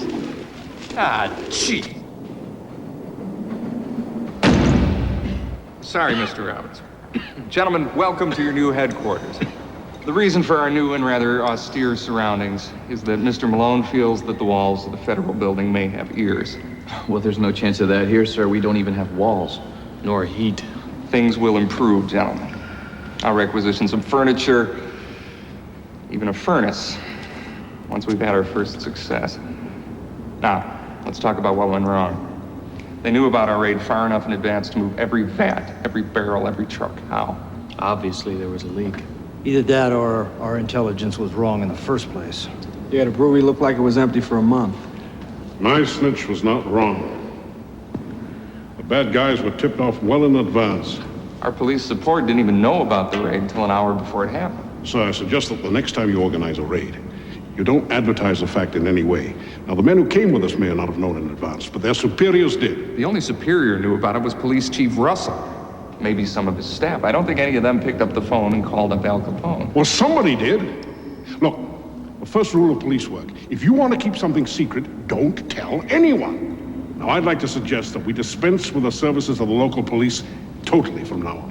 What do we do about manpower? Some of these places are built like fortresses. Well, sir, Mr. Robbins and Mr. Pagano here have had an idea. Well, we were thinking, if you don't have manpower, you need something else. And what's that? Horsepower? It's the one we confiscated last Thursday. My brother-in-law works for Streets and Highways up in Skokie, and, well, they have these snowplows, and, well, we made a little moonlight requisition last Wednesday night. And, here it is. What do you think?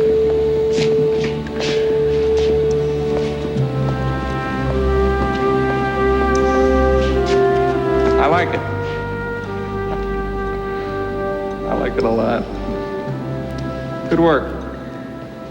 Great work. All we gotta do is figure out where to try it. Ah, another secret weapon we may be able to use. Louis? This is Louis Basile, old friend of mine. He's not working for Treasury, but with your approval, he will be working with us. Louis is an ex-convict, gentlemen. He spent a year in Joliet for driving a beer truck for the Capone mob. He hates them now. He lost his son to them the night that Jaime Weiss was killed. Now, I'll vouch for his integrity without reservation. But finally, I think the decision has to be yours.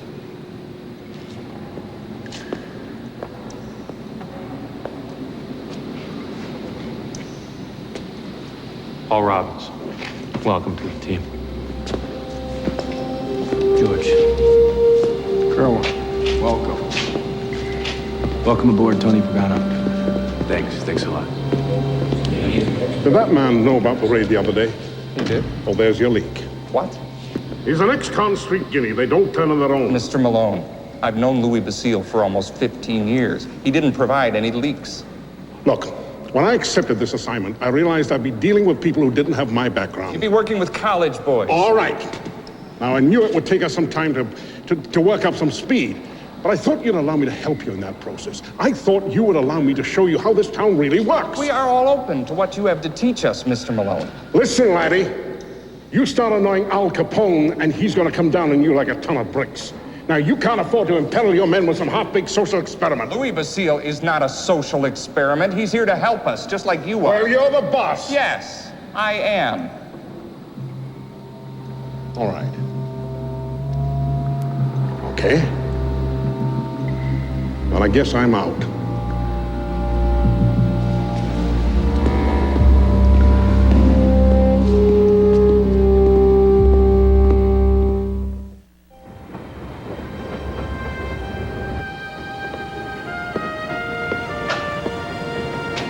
Louis, you're here early. I had a tough night, Elliot. You got a minute? Yeah.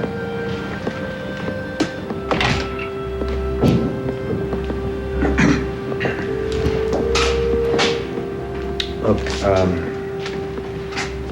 I was up last night thinking, and I know you lost Mr. Malone because of me. The captain and I had our differences right from the start. Don't worry about it. Elliot, I appreciate your kindness. I appreciate your faith, but I think it may be best if I just step out.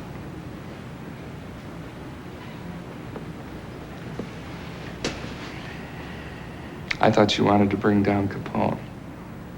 I'd do it myself if I could. To kill my boy. Don't walk out on me, Louis. Tonight's operation, it came from information provided by you. Look, let's see how this one goes. Then you can decide.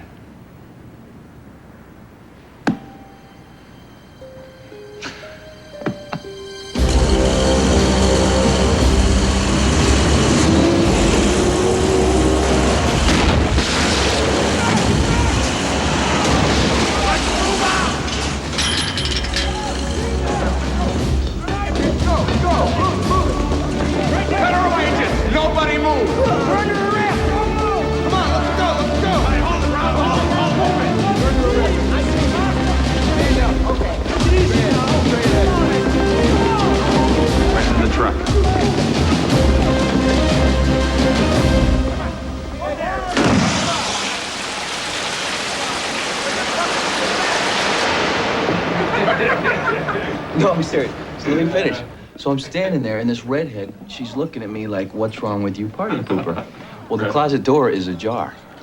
So I say, will you come on out, sir? The door opens, buck naked, not even a towel on, is my watch commander. What did he say? He says to me, are you looking for a transfer, son? I said, ma'am, I'm sorry, I got the wrong room. How long were you with the cops, Tony? Year. I saw corruption. I didn't like it much. Took my civil service exam and I switched over. A toast to the Chicago cops for all their help tonight. That's right. Toast to that. Seriously, fellas, a toast to our newest member, Louis Basile. Truly one of Chicago's finest. You did good today. For an ex-jailbird. As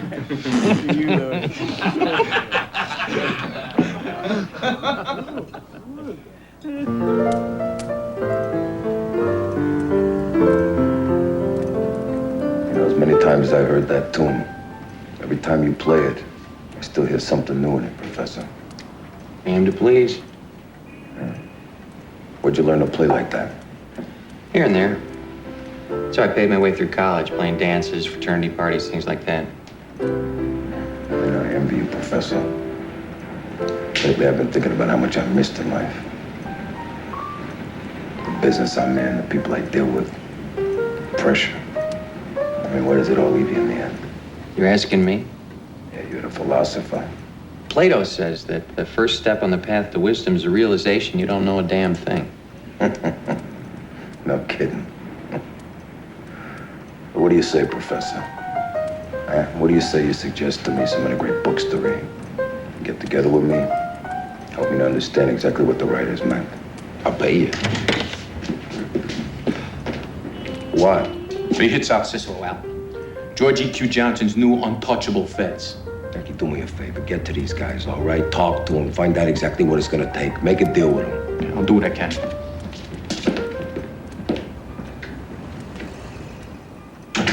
I lost $1 million today, Professor.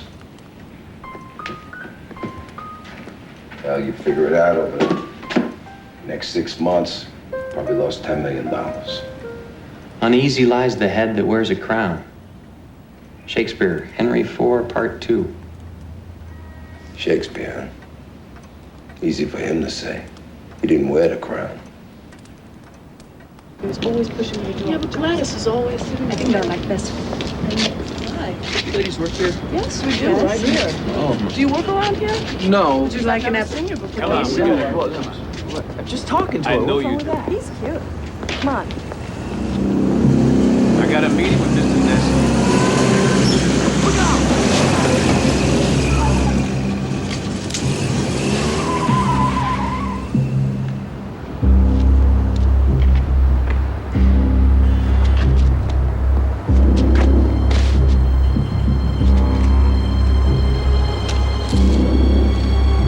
Elliot Ness. Let me see that.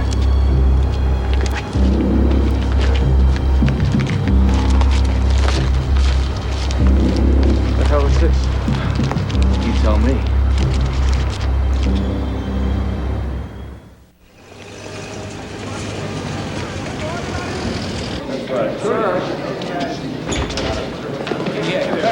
Hey, fellas, pipe down.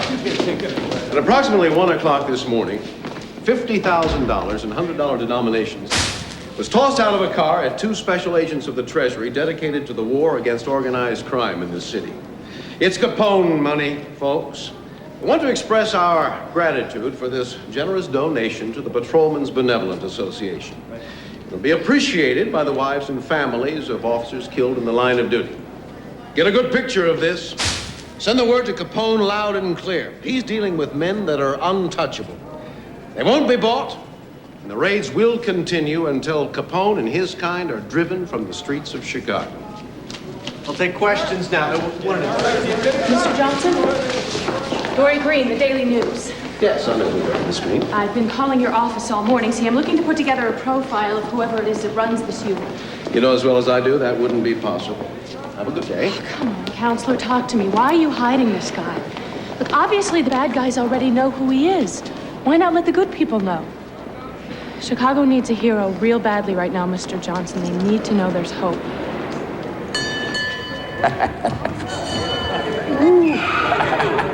Now we go through the land of the balloons here. Look, Sonny's the captain of the boat. You having fun, Sonny?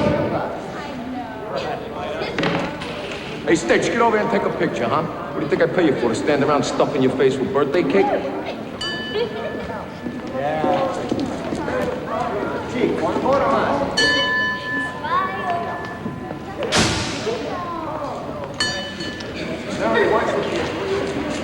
Honey, I gotta take care of something for a couple of seconds.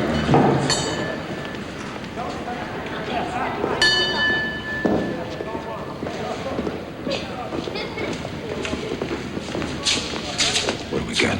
Damages on the 3 places they hit last night. $250,000 on the Milner Brewery. Just under $300,000 on the Berardi Depot. And the entire Canadian shipment at the Glendora warehouse. Kuzik's working on those numbers.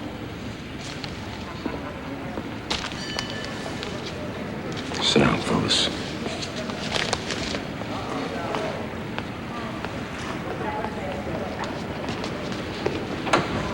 You know, same bonehead who screwed with me at the train station. Elliot Ness. Just another crusader looking for headlines. Just say the word, Al, and I'll cut the head off the snake. You're a lone man, Frankie, and I loved you for.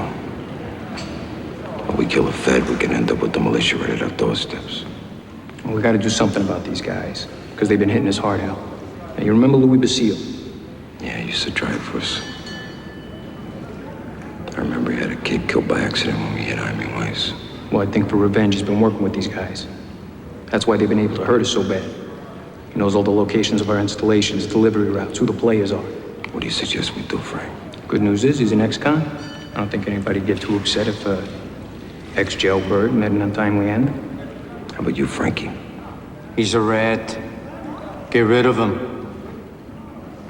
You know, it's a terrible thing when a man loses a child so young. Especially in such a violent way.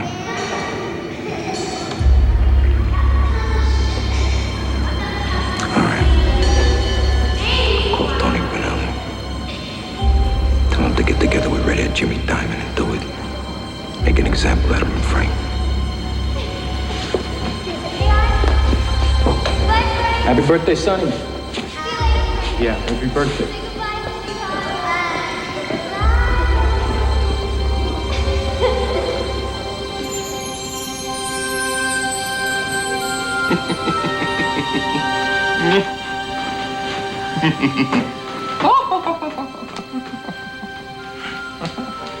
Elliot, can you come in here?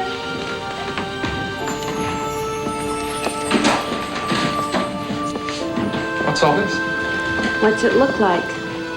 I thought I'd start a scrapbook. Some picture. I look like I'm 12 years old. What you look like is a future senator from the state of Illinois. Do I?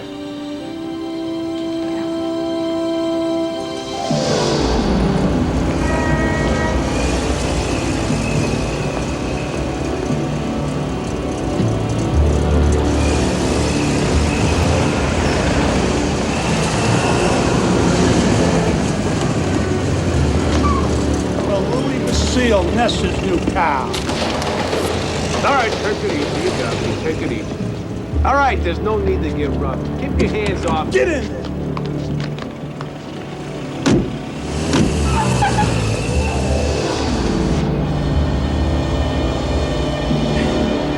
You think you're a tough guy, Basile, huh? Yeah.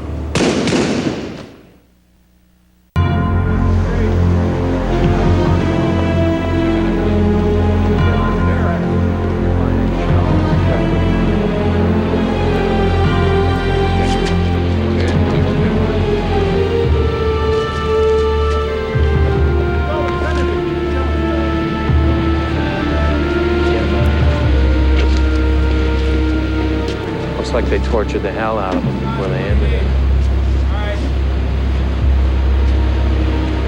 Anybody see anything? I found this in his hand, a nickel. Odd. No, that's actually a mob message. That's what Lewis's life is worth to them.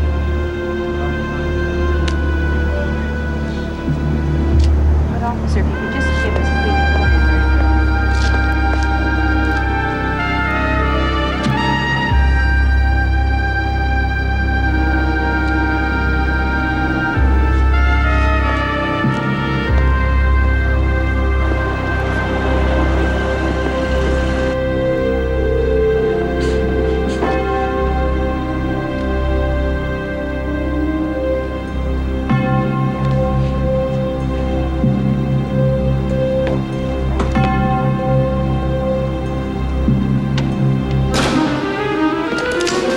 somebody wanted to kill you, don't you think you'd be dead by now? What do you want? Come to tell me what a contemptible lowlife Louis Basile was, how he met with a fitting end? No, I came to help you find his murder. Right now, you're about the last person on Earth that I would ask for help, Mr. Malone.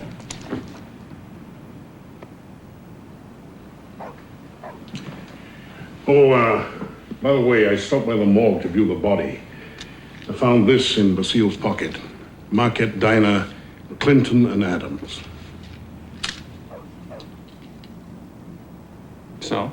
Well, it's a hash house of choice for mob fringe players. Now, I suggest that we go round there and do a bit of fishing and see what we can see. Let me ask you something. Why do you even care? Maybe I didn't like your boy. And on the look, who would have? Well, that doesn't mean to say I don't want to punish the murdering bastards that killed him. Now, you can accept my offer of help, or you can turn it down. But this is as near to an apology as I come.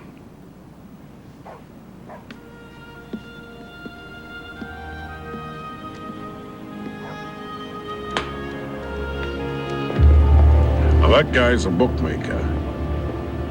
And that guy there, that's Walter Gramus. Gramus the Greek. My God, it's like a convention in there.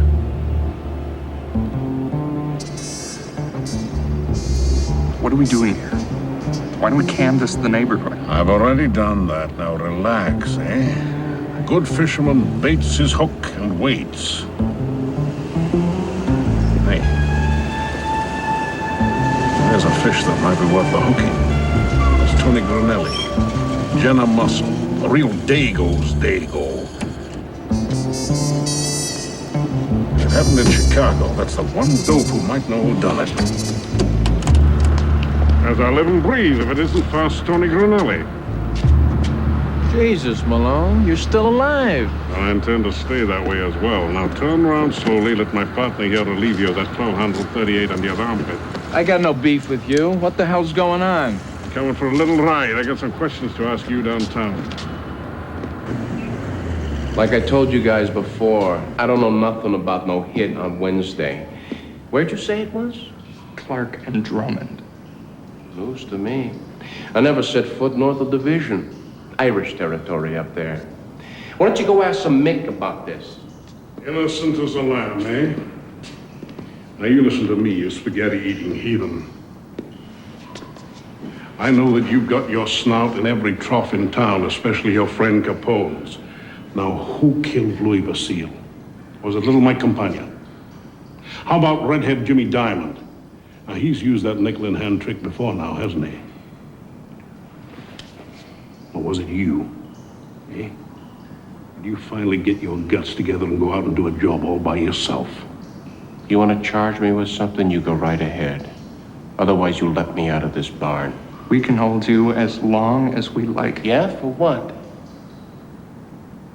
Look, I'd love to cooperate with you guys. I mean, I know how hard it is to lose an old school friend. Did you know that Louis Basile was a friend of mine?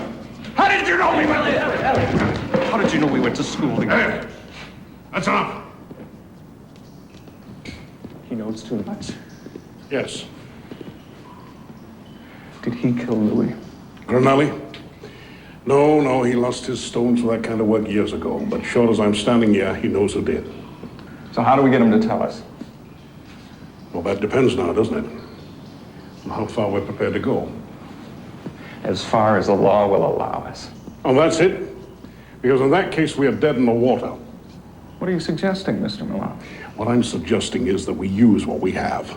Now, in there, we've got one perfectly sound Tony Granelli and a cell. We also have our wits and our words. Keep him off of me. Right. Take out Mr. Granelli, put him in a cell, 6 a.m. in the morning, kick him out.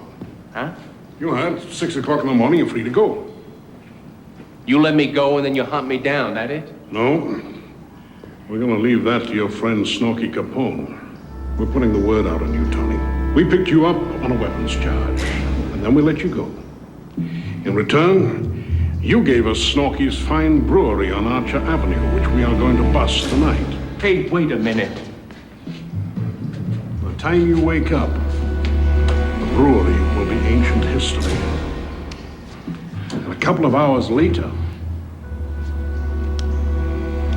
you will be too. Now, you've got till 6 a.m. to tell us who killed Luis Basile.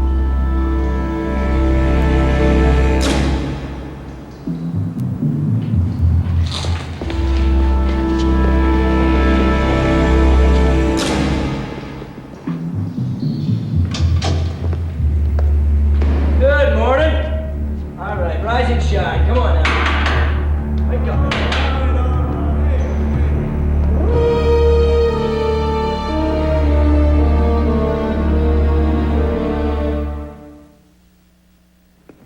I've seen this before with these Dago mobsters.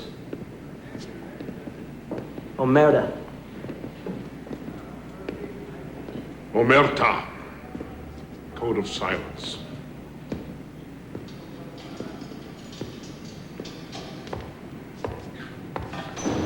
I can't believe it.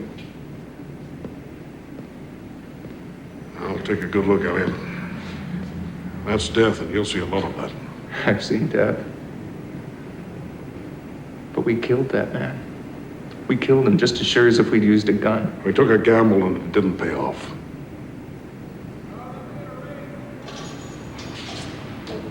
You knew this was a possibility. Listen, don't shed any tears over that piece of crap, Cornelli. He may not have killed Basile, but by God, he's killed a lot of people in his time. That I guarantee. Don't you get it, Malone? We just stooped as low as the people we're supposed to be fighting. Well, how the hell do you want us to fight, eh? Marquis of Queensbury rules? Eh? A little police work in the morning, then home to your lovely family at night? Walks in the park Saturday, church Sunday? We really are cut from a different cloth, aren't we? Yes, we are. Because I'm not in it for sport, and I'm not in it for some future political career. I'm in it to win. Get out of my way.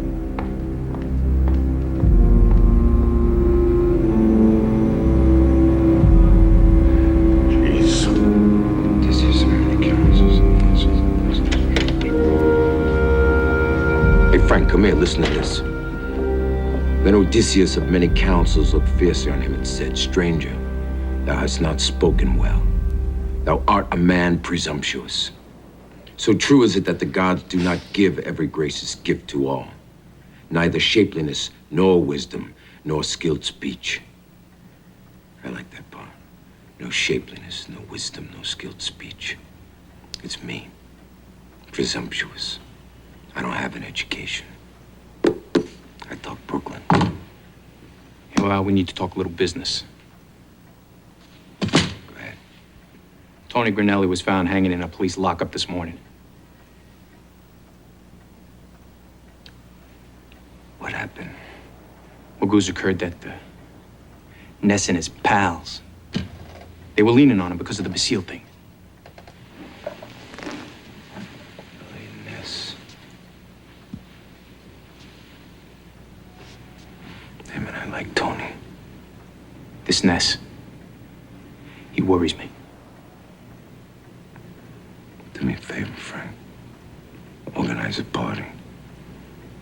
Go get those drummers from over at the Bama Club. My brain's tired. I want to get out of my head.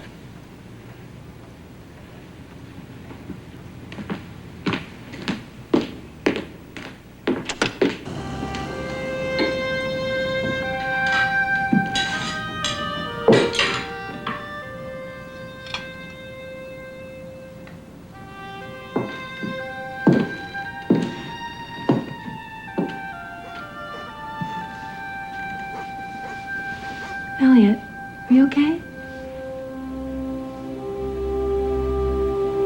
A man died today, Catherine. I helped it happen. What? We put him in a terrible squeeze, trying to get him to tell us who killed Louis Basile. Am I the man for this job?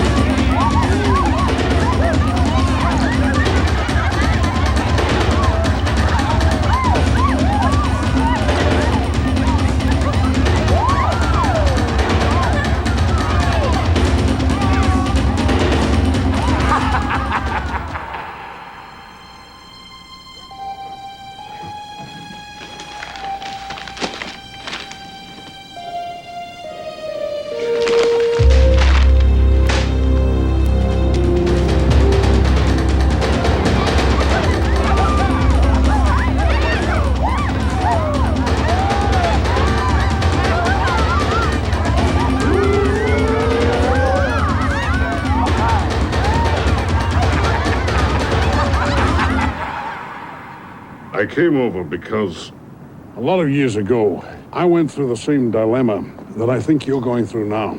You see, I realized that the only way to fight these people was to give my soul to the devil and get on with it. Well, no kind of compassion, no tenderness, just hatred and vengeance. Get on with it. Only way to deal with these people. That was my choice. And for that, I shall go to hell. But what I want to say to you is this. If there's any way that you can walk away from this fight now, if your heart is not already so filled with hatred that you can still walk away, then in God's name, do it. Because if you commit yourself to this fight, the price that you will pay, and I speak from personal experience, the price that you will pay personally will be a very great one. I'm glad that you understand the moral gravity of it all, sir. You are not a simple man.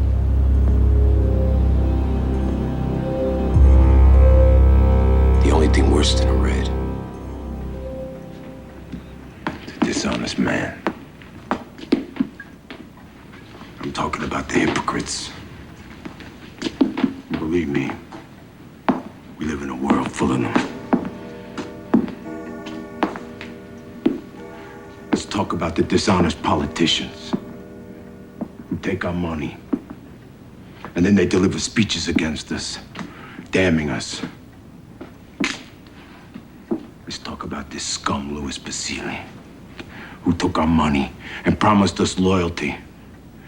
And then he turned on us like a woman scorned.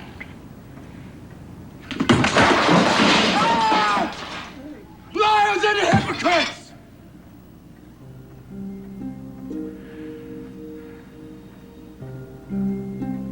There are truly honest men out there. Men that lighten my heart and bring tears of joy to my eyes. And to these men I drink tonight.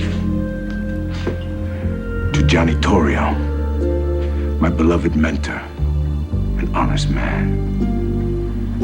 To Lucky Luciano from New York, an honest man. To Benito Mussolini from the old country, also an honest man. And a man who holds his head up high and never lies.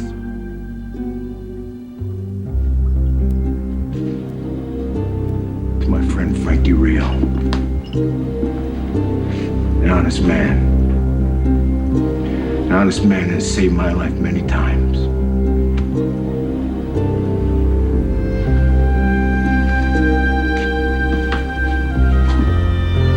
To my oldest and closest friend, Mr. Frank Liddy, an honest man. To Anselmi and Scalise, two honest men. As brave as my wife is pure. Here's to all the honest men of the world. Tonight I drink to you.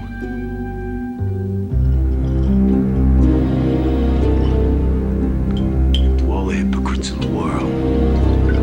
Damn. Damn them all.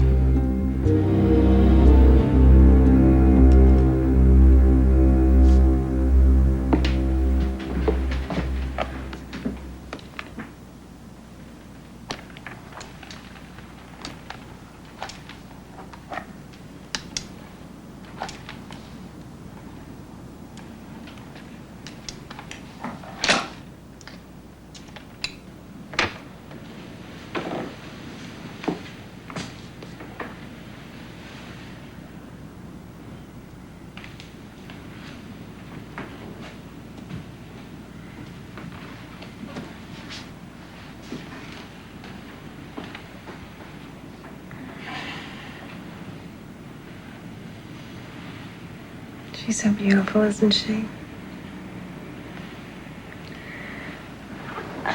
still can't sleep?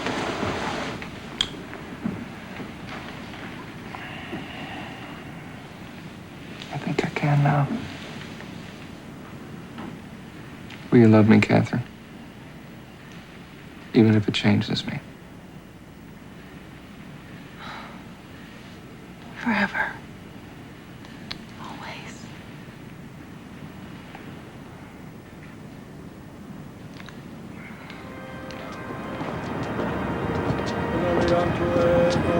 Mrs. Basile, why don't you ride in front?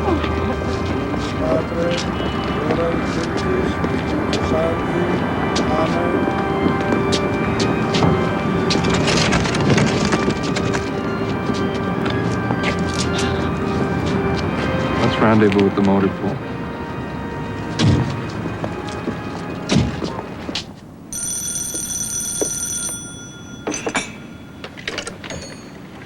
Yeah.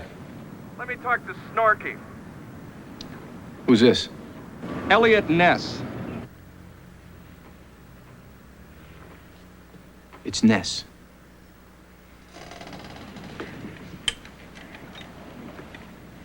Elliot Ness, the pansy crusader. What do you want? You look out your window in a minute. You'll see something that might interest you. What are you talking about? I got the press here too, Capone. I'll leave the line open. You can hear what I have to say to them. We're still not clear as to why we're here, Mr. Ness. Here. You're looking at the hearse that carries the body of a man by the name of Louis Basile. He was murdered by the man who you so often portray as the great court jester, the rake, the all-round good guy, whose greatest sin is merely providing the public with a few harmless pleasures. Yeah, will you tell that to the family and friends of Louis Basile? People, I called you here today because you need to start writing about the other side of Al Capone, the side that he so desperately tries to hide. This is the Al Capone who, as we turn the other way, is literally destroying the American way of life in our city. The Al Capone who's buying our elected officials, buying our police, subverting our legal system. The Al Capone who has filled our city with vice and corruption and ruthlessness has brought so much pain to so many families like the Basiles. Now the vehicles that you're seeing now, these cars and trucks, were each confiscated from various Capone breweries and illegal alcohol distribution centers.